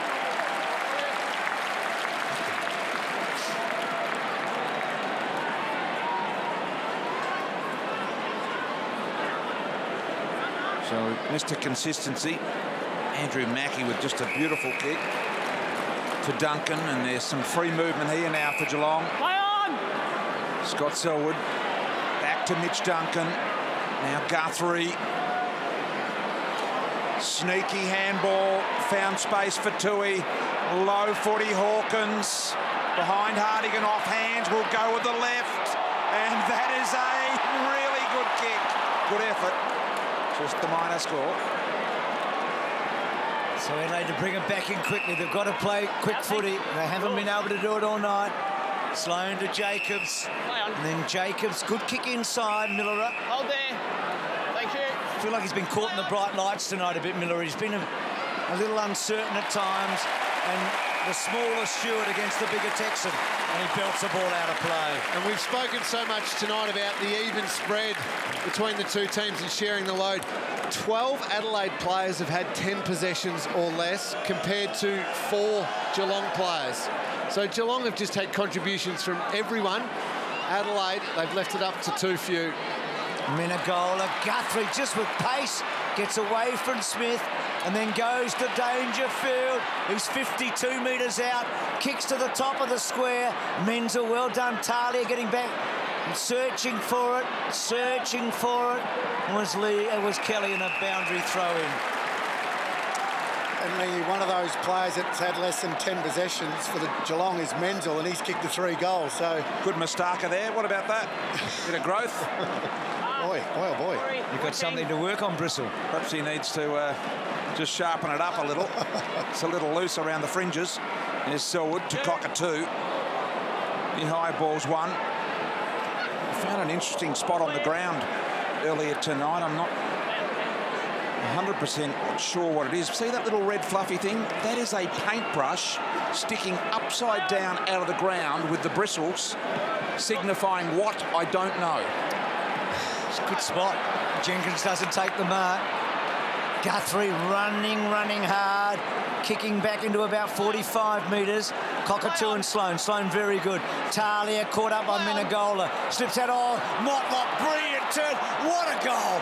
Oh, no. I thought it was coming back.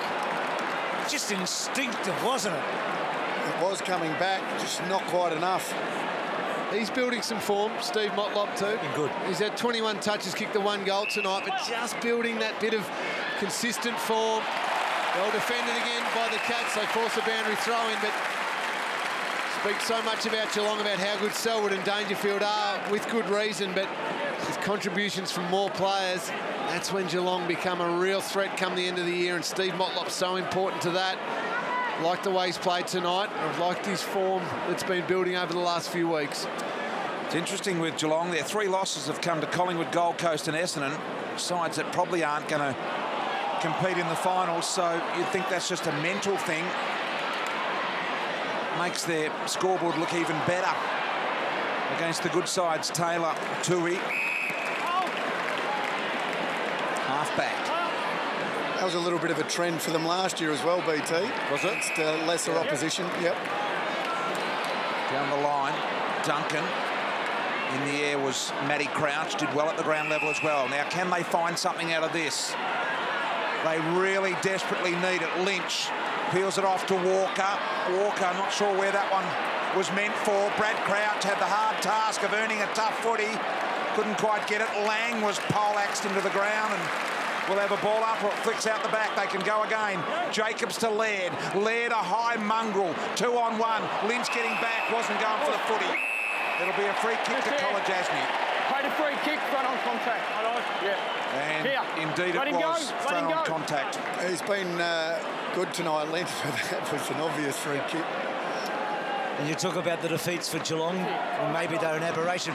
You could almost say that about Adelaide with North Melbourne. That was weird. That was weird. Melbourne was a little bit, but this is a worry tonight. This is more of a worry for them tonight. Yep.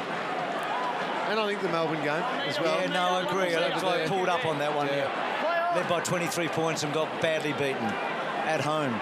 So just some hiccups on what so far had been a brilliant season. But a reality check so far tonight. Can they resurrect something from it? This is what they like to see with Smith running, bouncing and rebounding. Getting the ball to 25 metres. Otten front spot. Good mark, Lonergan. He's still an important man in that Geelong defence. Locks down on an opponent. Beats the best forward each week. Coming back into the team. Marks the footy. He's a steadying influence, Tom Lonergan. So here's a walk-up start in their best 22, Lingy. Absolutely. If his body's holding up okay, given the age and everything it's been through, assuming it is BT, absolutely. You need a player who can still lock down on the opposition's best key defender to allow the others to come off and help and intercept in the air. And by moving Taylor forward, it's allowed a few of these guys in defence to flourish, hasn't it? Yep. Lockie Henderson's flourished on the back of it. Adelaide. Against Hawkins. Goes again, centre forward. Taylor Walker's about 4 deep. Lynch. 4 umpires tonight. Perhaps they're calling a few more frees because they're in a better position to see them. Here's Lynch from outside 50 with a thumping kick that hits the post. Been pretty good tonight, Tom Lynch. 18 disposals. He's had 4 shots on goal. No, he's done a good job. So Mackie. Bit of history with Andrew Mackie tonight. Brown twisting, turning. Well done, Blitzards. Greenwood, haven't seen a lot, but you know he's going to be something. Sloan, lovely kick. Millerer, 50 metres and some from goal. And then goes short. Good kick. Douglas presents. Again tight, and then Douglas short. Gee, Jenkins doesn't quite, then back to Douglas, and then Douglas in a worse position than he was a moment ago, and Jacobs almost fell into his arms. Geelong will force it over. They do, they don't, it's still in, and Walker wraps him up, and it will be a stoppage. Now, what are you allowed to do here if you're Zach Smith? You can't knock it through on the full, otherwise it's a rush behind and a free kick. Deliberate rush behind, so somehow he's got to bring it close. So Otten, Andy Otten, he swung it home and gets a goal for the Crows. Geelong have done a good job on Rory Sloane tonight.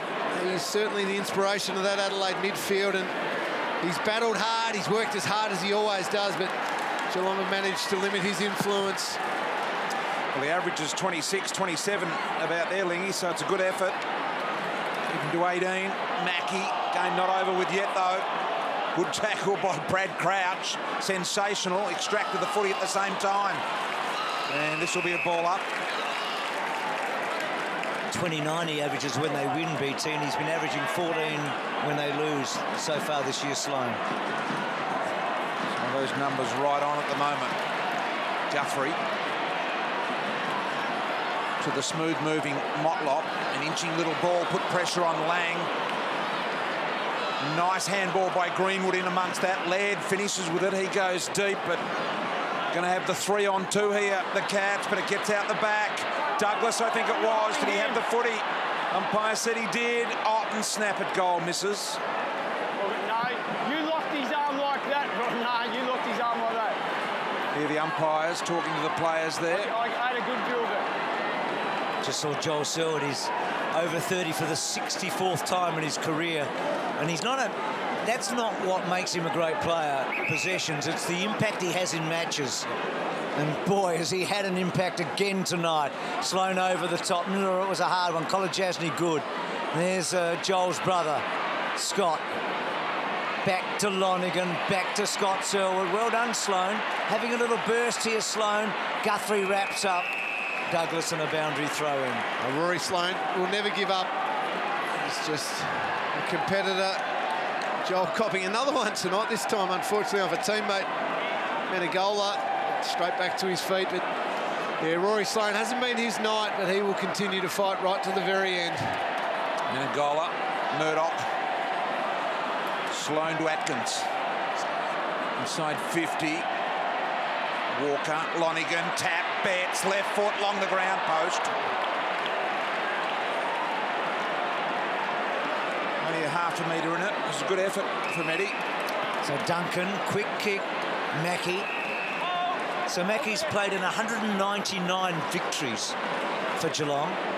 Gordon Coventry got to 200 victories. The great Gordon Coventry in that incredible Collingwood period in the 1920s when they won 4 consecutive premierships, the two brothers. I mean, BT, you'd be all over that. But he got to 200 victories after 279 games, I think it was. Andrew tonight will be the quickest ever. As we look at metres gained and look at Dangerfield there. But so the quickest ever to get 200 victories, Bruce. Yeah, Mackie tonight will do it. Good effort. Well done to him. Gee, Tom Lynch looked like a throw, but umpire's right there. He adjudicated not. Guthrie trying to stiff arm, but they come at him from every which way. Went over the line, went over the line. So just for the record, Mackie, 268 games tonight. And 200 of them, unless something incredible happens, will be victories. Very impressive indeed. 4 premierships as well. To go with a 3, yeah, sorry, Lingy. Is he a modest sort of operator, Lingy, or is he... Extremely modest operator off the field, Brian. Yep. He may let his opponents know all about it on the field. No wonder he's pretty relaxed, Lingy. He hasn't had to worry about too many losses, has he? I say, Rich, that's just not fair. He's meant to feel a few more losses than that. McKay, deep footy. Harry Taylor getting back there. Betts was out of bounds. And he and Joel Selwood having a bit of a mouth off there as well. There he is, the little man. Eddie Betts, 31 goals before this game tonight. Just kicked the 1 tonight. Tui. Mungle ball in the lever direction. His dad, Al, and mum, Narelle, and Connor and McKeely here tonight, the whole family. Watching Jakey Lever. Been a little bit of talk about him as well, hasn't there? About combination, given Selwood's hardness, and don't get me wrong, Dangerfield's every bit as hard at the footy. His leadership and then Dangerfield's explosiveness away from the contest. It is a unique combination. I think so. It's 100% when you add them together. Yeah. 100 plus 100. Hey, Richo, down to you. Paddy, that was a pretty big statement, I reckon, tonight. You've smashed them in the intensity around the contest. Look, we started the game really well. Similar to probably last week, this week we converted in front of goal. And there's no more important pressure act, I suppose, than putting that scoreboard pressure on.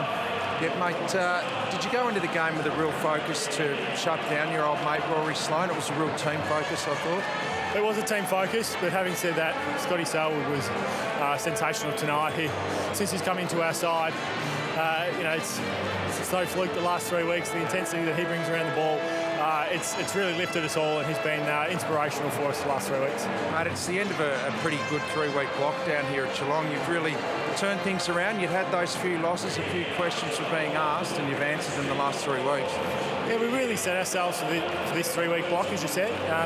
You obviously take it 1 week at a time, but we knew that you can really set up your season with performances like the last 3 weeks. So the challenge for us now is to enjoy the break, but come hungry after it. Mate, 3 goals, up to 22 for the year. You're trying to take the goal kicking as well, are you? No, I don't know about that. Missed a few tonight as well, Richo. Beauty, mate. Joe, you got a bit of fishing this week. You got the week off. Yeah, there's a few tuna around Apollo Bay, apparently, so I'm going to have to get into that, I reckon. I'll go catch a few. Well done, mate. Thanks, Father. He's got it all, hasn't he, Paddy? Just thinking, you think of Swan and Pendlebury, Judd and Cousins, perhaps? Yep. What about going way back, Williams and Healy? Yep, exactly. And you have trios and foursomes like at Brisbane, but these two guys, they are different, Duck, and what they add up to is just remarkable. Yeah, no doubt about that. Ackermanis and Black is another one that comes to mind. Back to you, Matty. Yeah, Tommy, always nice to win a milestone game, and well done, 200 games for the Geelong Footy Club. Thanks, Richo. Yeah, it's fantastic effort tonight by the boys. It's something pretty special. It's been a great week. It's great to have so many family up here tonight, and it's been fun. You know, beating a contender was fantastic. So couldn't have asked for much better, mate.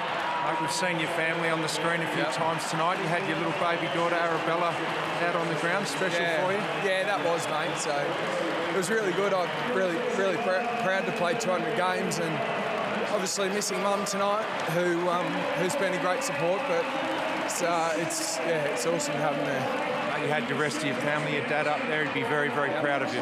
Yeah, no, he would. I'm going to enjoy seeing him after the game, and look forward to having a beer with him. Absolutely, mate. Congratulations, and spend a bit of time down on the farm. I've seen the Instagram, mate. You got a few new sheep down there. Yeah, I picked some of them up yesterday, actually. So much to the disgust of Emma. So they arrived and she didn't know about it. So all good though, mate. Okay, enjoy the family time this week. Thanks, Richo. Good on you, mate. Cheers. Thanks, mate. Lovely stuff. Matthew there with a real gentleman in Tom Hawkins. So they got the strength to cheer him off. I reckon this Geelong team have got plenty of strength about them, don't you? Joel will probably do it on his own. Oh, he'll have a crack at it, Joel. There's no doubt about it. They are very close. Come to the club at the same time. Great mates. I think Joel will certainly try. And Harry Taylor, yeah. They'd need someone strong like Harry to he wants to walk off, I think. I think he said, I'm okay. By the look of that, he might just... walk off. He's a wonderful young man, Tom Hawkins, a real gentleman of the game, and he's turned himself into a high-quality footballer for a long time now, but a much-loved player, teammate around the club for these guys. You know, they might have a go at it here, Lingy. They are. Here we go. And Joel Selwood's there. There he is. Doing the heavy lifting, eh?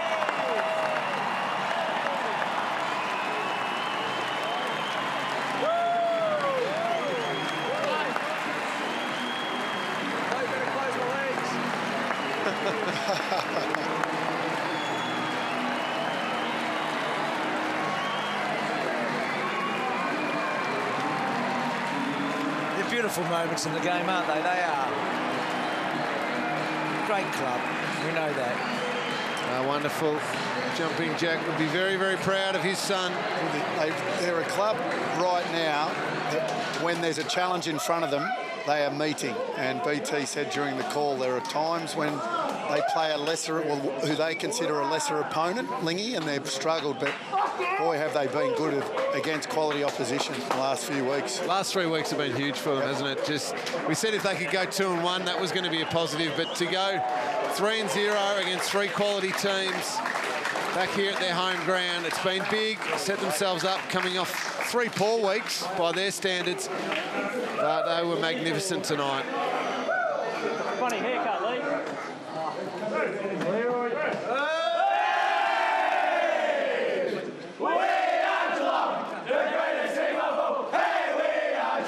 We're always on the we play the game as it should be played. Hey, at home or far away. And it's flying high from dawn to dark. Down in your park.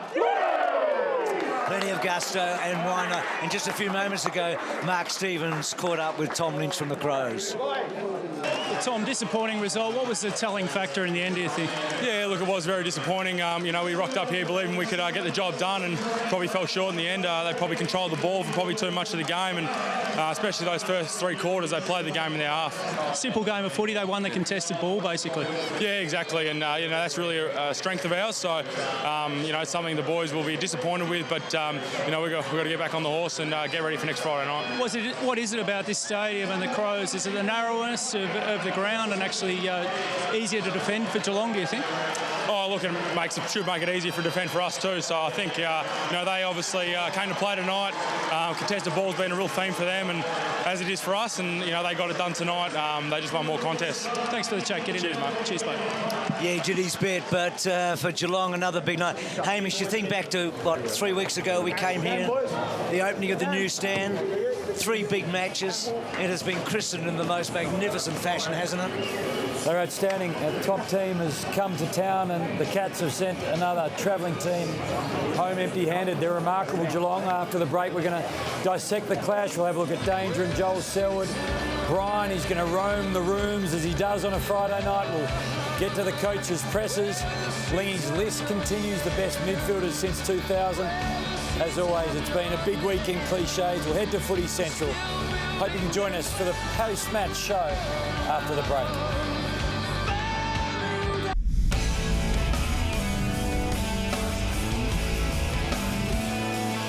Well, Tom Hawkins, we saw his father in the stands. He played almost 200 games himself. Tom's father for the Cats. Tom reaches that milestone tonight. He's won a couple of premierships. He arrived as just a big kid, really. Leaves as a man. That 2011 grand final itself was so special. And he's a great mate of so many he played with tonight. I know Cameron Ling has enjoyed playing with him, and well, he's going to be enjoyed for a few years yet. He's a local boy and they love him. He's living at Ceres on a farm and he's sort of entrenched himself in the district. He's buying cattle, he's buying sheep, he's kicking goals and he's smiling. Well done to Tommy Hawkins.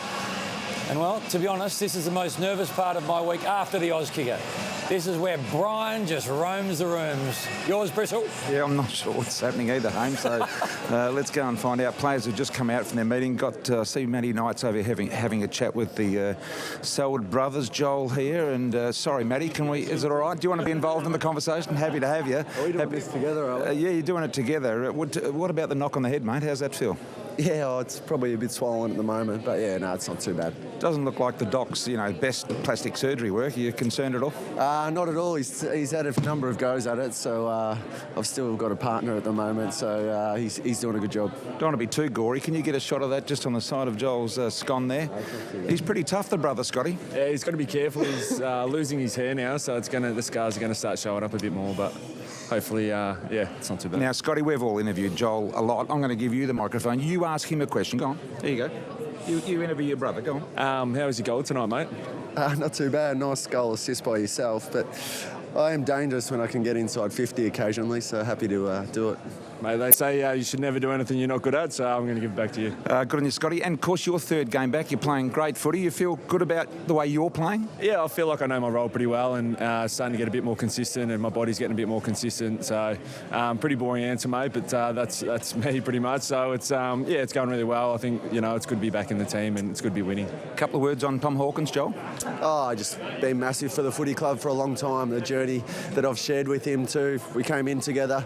I was probably lucky in the early years that he took a lot of the hype and I was able to just slip by. And to his credit, he did win us a grand final one day, and from then onwards, he's just a huge leader at this footy club, and really proud that he's hit 200. We hope that he's still got another 100 in him, and he's playing some good footy, and he's got some tidy little forwards around him. And you're the only two Selwood boys that haven't produced kids yet. Any excuse for that, Scotty? Still trying to slowly get... Still trying to acquire. Joel's probably a bit closer than me. No, I've got no answer. See you later, boys. Thank you very much. Good on you. See Daniel Menzel over here kick 3 goals tonight. Was very, very impressive with his work. Dan, congratulations. Great game. Well done. Thanks, BT. I mean, it's nice to get another win. And Tommy Hawkins' 200th. Got to be wrapped about playing a solid game in a game such as that. Oh, it is. I mean, he's been the mainstay of our forward line for a long time, and to get a win for him tonight and he got on the scoreboard as well, it's really pleasing. And what about these magnificent new rooms you've been presented with? Just went for a bit of a walk through. Take us just down the corridor here if we go. Might have a look down here. What's this room here? Just our meeting Dan, room there, we'll see if we can have a peek in here. Dan's just going to open the door. We don't want to make sure no one's in there.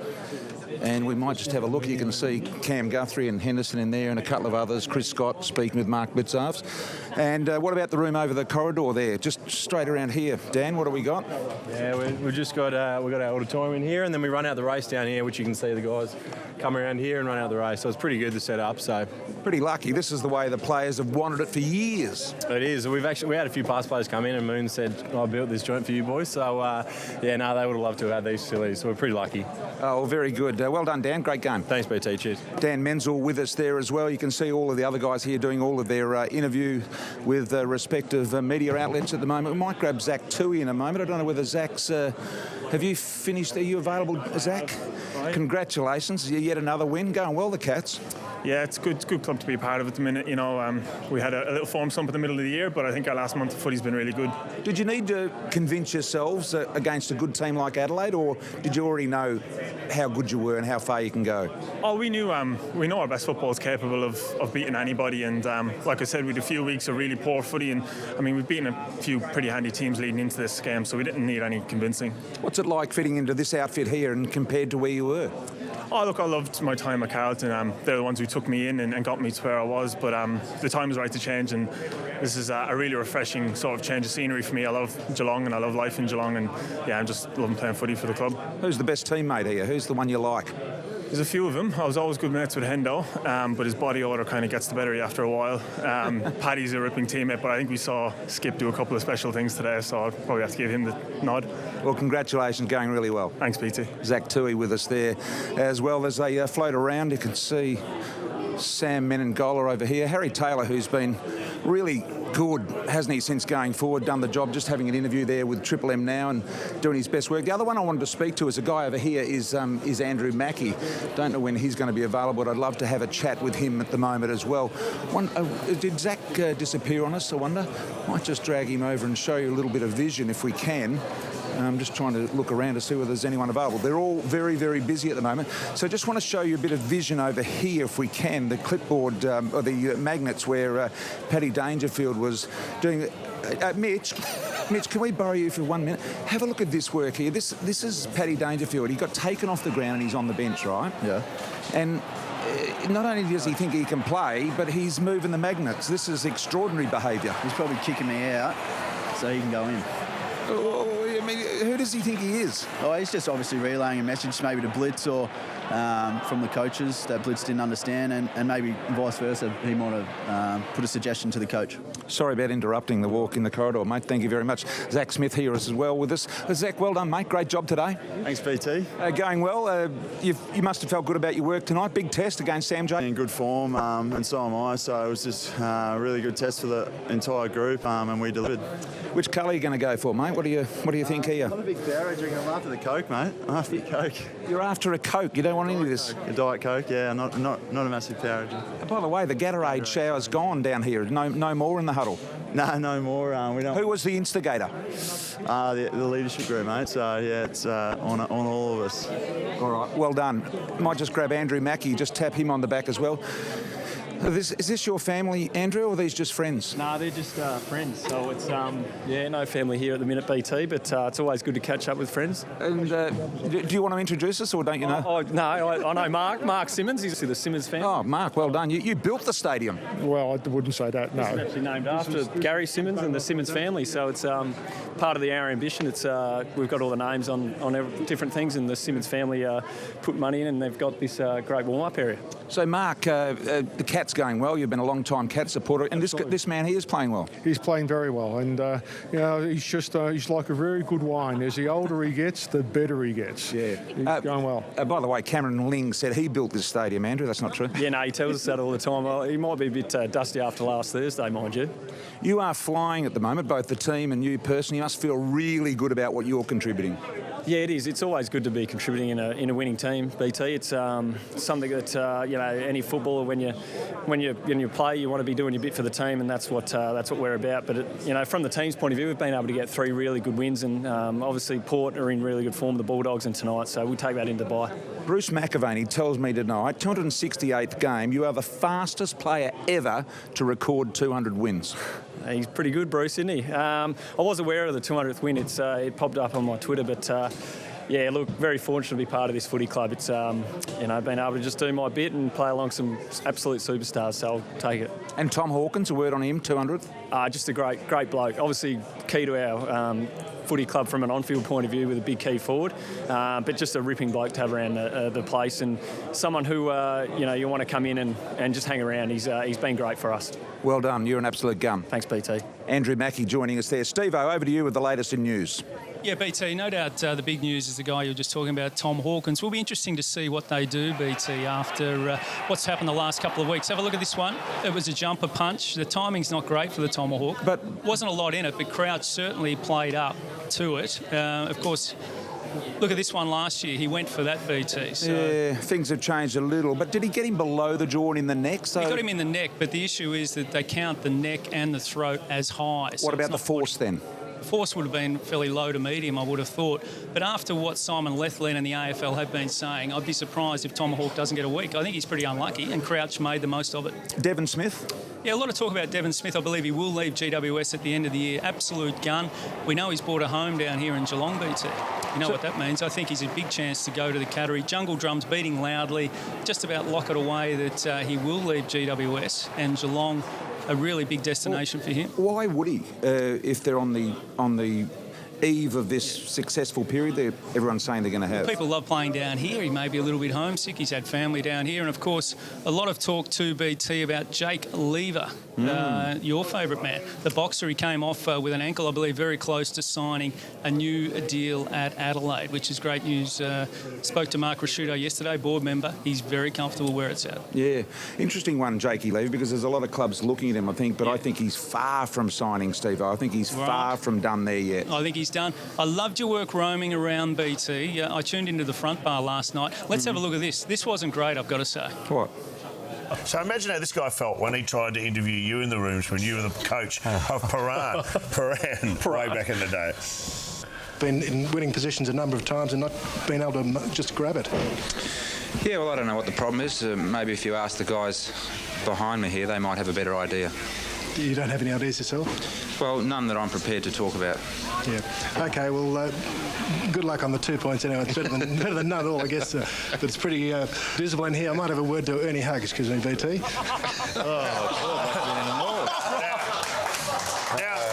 BT... That's embarrassing.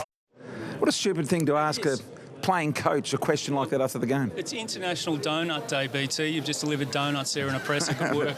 Didn't think I was that bad, but geez, I was shocking. Well, I hope Don Pike's better than that. Yep, I do too as well. That press conference coming up very shortly. Back to you boys up in the commentary box. Briss, are you pleased that the players don't give you what you gave back then? Absolutely. Andrew Mackie was superb, and I'm glad but we do only come to the winners' rooms. Of course, they were the losers' rooms. That happened to be a preliminary final. We drew, I think, in that particular game, and then we lost with extra time. So.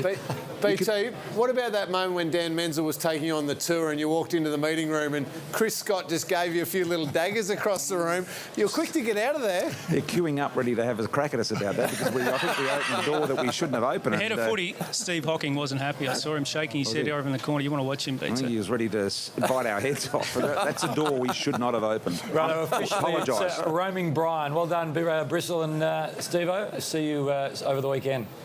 Thanks, boys. Cheers. Roaming Brian is official now. That's the title given to that segment by the viewers. Roaming Brian. Favourite segment of the week. He honestly has no idea what he's doing. None of the players know what's going on. No, we don't. No, it's terrifying. And Joel Starcevic, who is our producer, sweats for the whole segment. The man that rarely sweats is Paddy Dangerfield. He's so cool in all the scenarios. Last week, he kicked the match winner, and tonight, well, he got the Cats rolling. First goal of the night.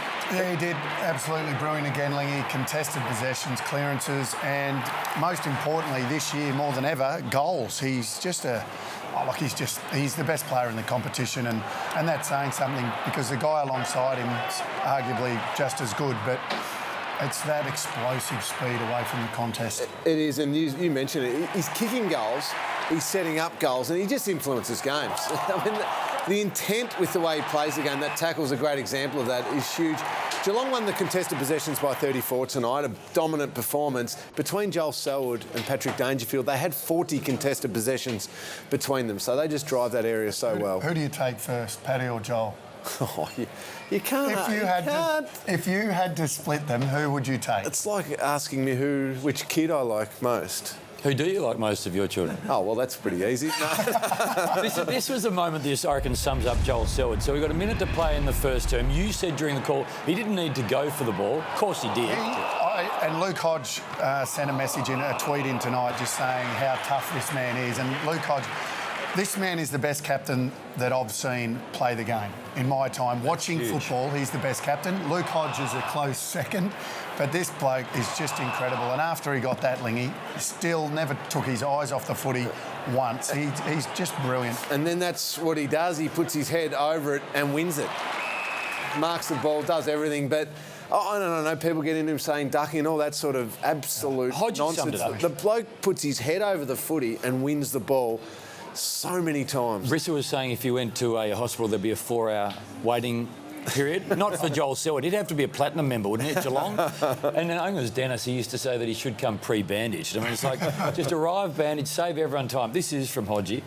I can't believe people call Joel Selwood soft or a ducker. He is as hard as nails. Yep. That's it. Well said. Yep. This is the ladder as it looks. We continue to say we haven't seen one like it in recent times. So we are, 2 matches into round 11. 3 sides sit with 8 wins. Now, the Giants, if they can get the job done against the Bombers, sit, as Bruce said, for the first time on top of an AFL ladder. Well, it shows how important the last 3 weeks have been for the Cats, because it's just a logjam there, that ladder. It's so tight. But Geelong, after 3 disappointing weeks, have then just gone bang, bang, bang against the Bulldogs, Port Adelaide and the Crows, and really entrenched themselves in that top group. But it shows, Duck, if you slip up even once or twice, you fall right back amongst the pack. Absolutely, and Melbourne and St Kilda still a big chance. I truly believe 12 wins and a good percentage will get you in the 8 this year. That's how close the competition is. So sides like Port Adelaide that have got a massive percentage, I think they just play finals. It's almost another game, isn't it? It's another win. Yep. Coming into the round, Western Bulldogs 6 wins in 4th, Essendon 5 wins in 11th. It's remarkable. We've got the beanies here. If you need to buy a beanie, and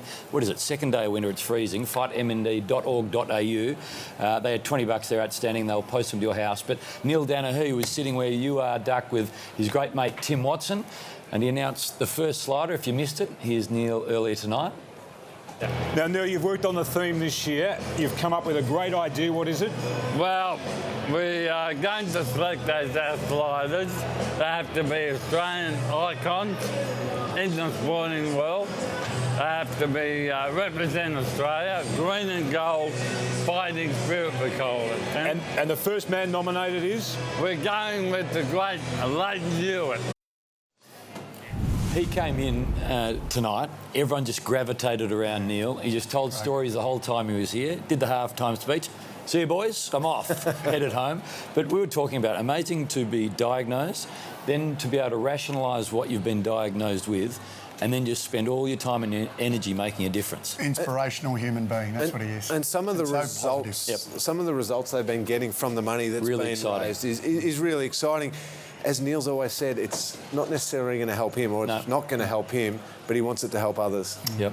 So Leighton is our first slider, and Leighton has recorded a message, and he's about to nominate the second. Well, I've put a lot of thought into it, and the person I'm going to nominate has represented Australia on numerous occasions. Their career highlight was winning the Beijing Olympic gold medal in 2008. Steve Hooker, you'll be sliding into the ice with me for the Big Freeze 3 on the Queen's birthday at the MCG. Please, everyone, donate and go to fightmnd.org.au, and I can't wait to see everyone at the G. How good is that? This is 2008. He's not allowed to bring his pole, is he? He can do whatever he wants. When you set an Olympic record and you win a gold medal, you can do whatever you want. So he ran a 10.82 and 100. He's the first gold medalist from a male perspective in 40 years. That was back in Beijing. He's as good a bloke as you'll meet. He's a second slider. Yeah, one of the great blokes you ride home. I'll tell you what he can't do. He's not allowed to go dressed as Ronald McDonald as well. I had that one, Steve. You've got to find something else. So just a reminder, fightmnd.org.au, they're $20, it's outstanding. Hey, do you see all those guys on the ground afterwards? It was a Macca's kick to kick. That was after the second siren tonight. Just a reminder, you know, I got knocked out once at the MCG from a stray ball. That was a Macca's kick to kick tonight. The pressers on the other side. Lingy, what are you down to? Number 3 or 4? Midfielder. 4. All still to come. Friday night footy post-match show. Sunday at 10.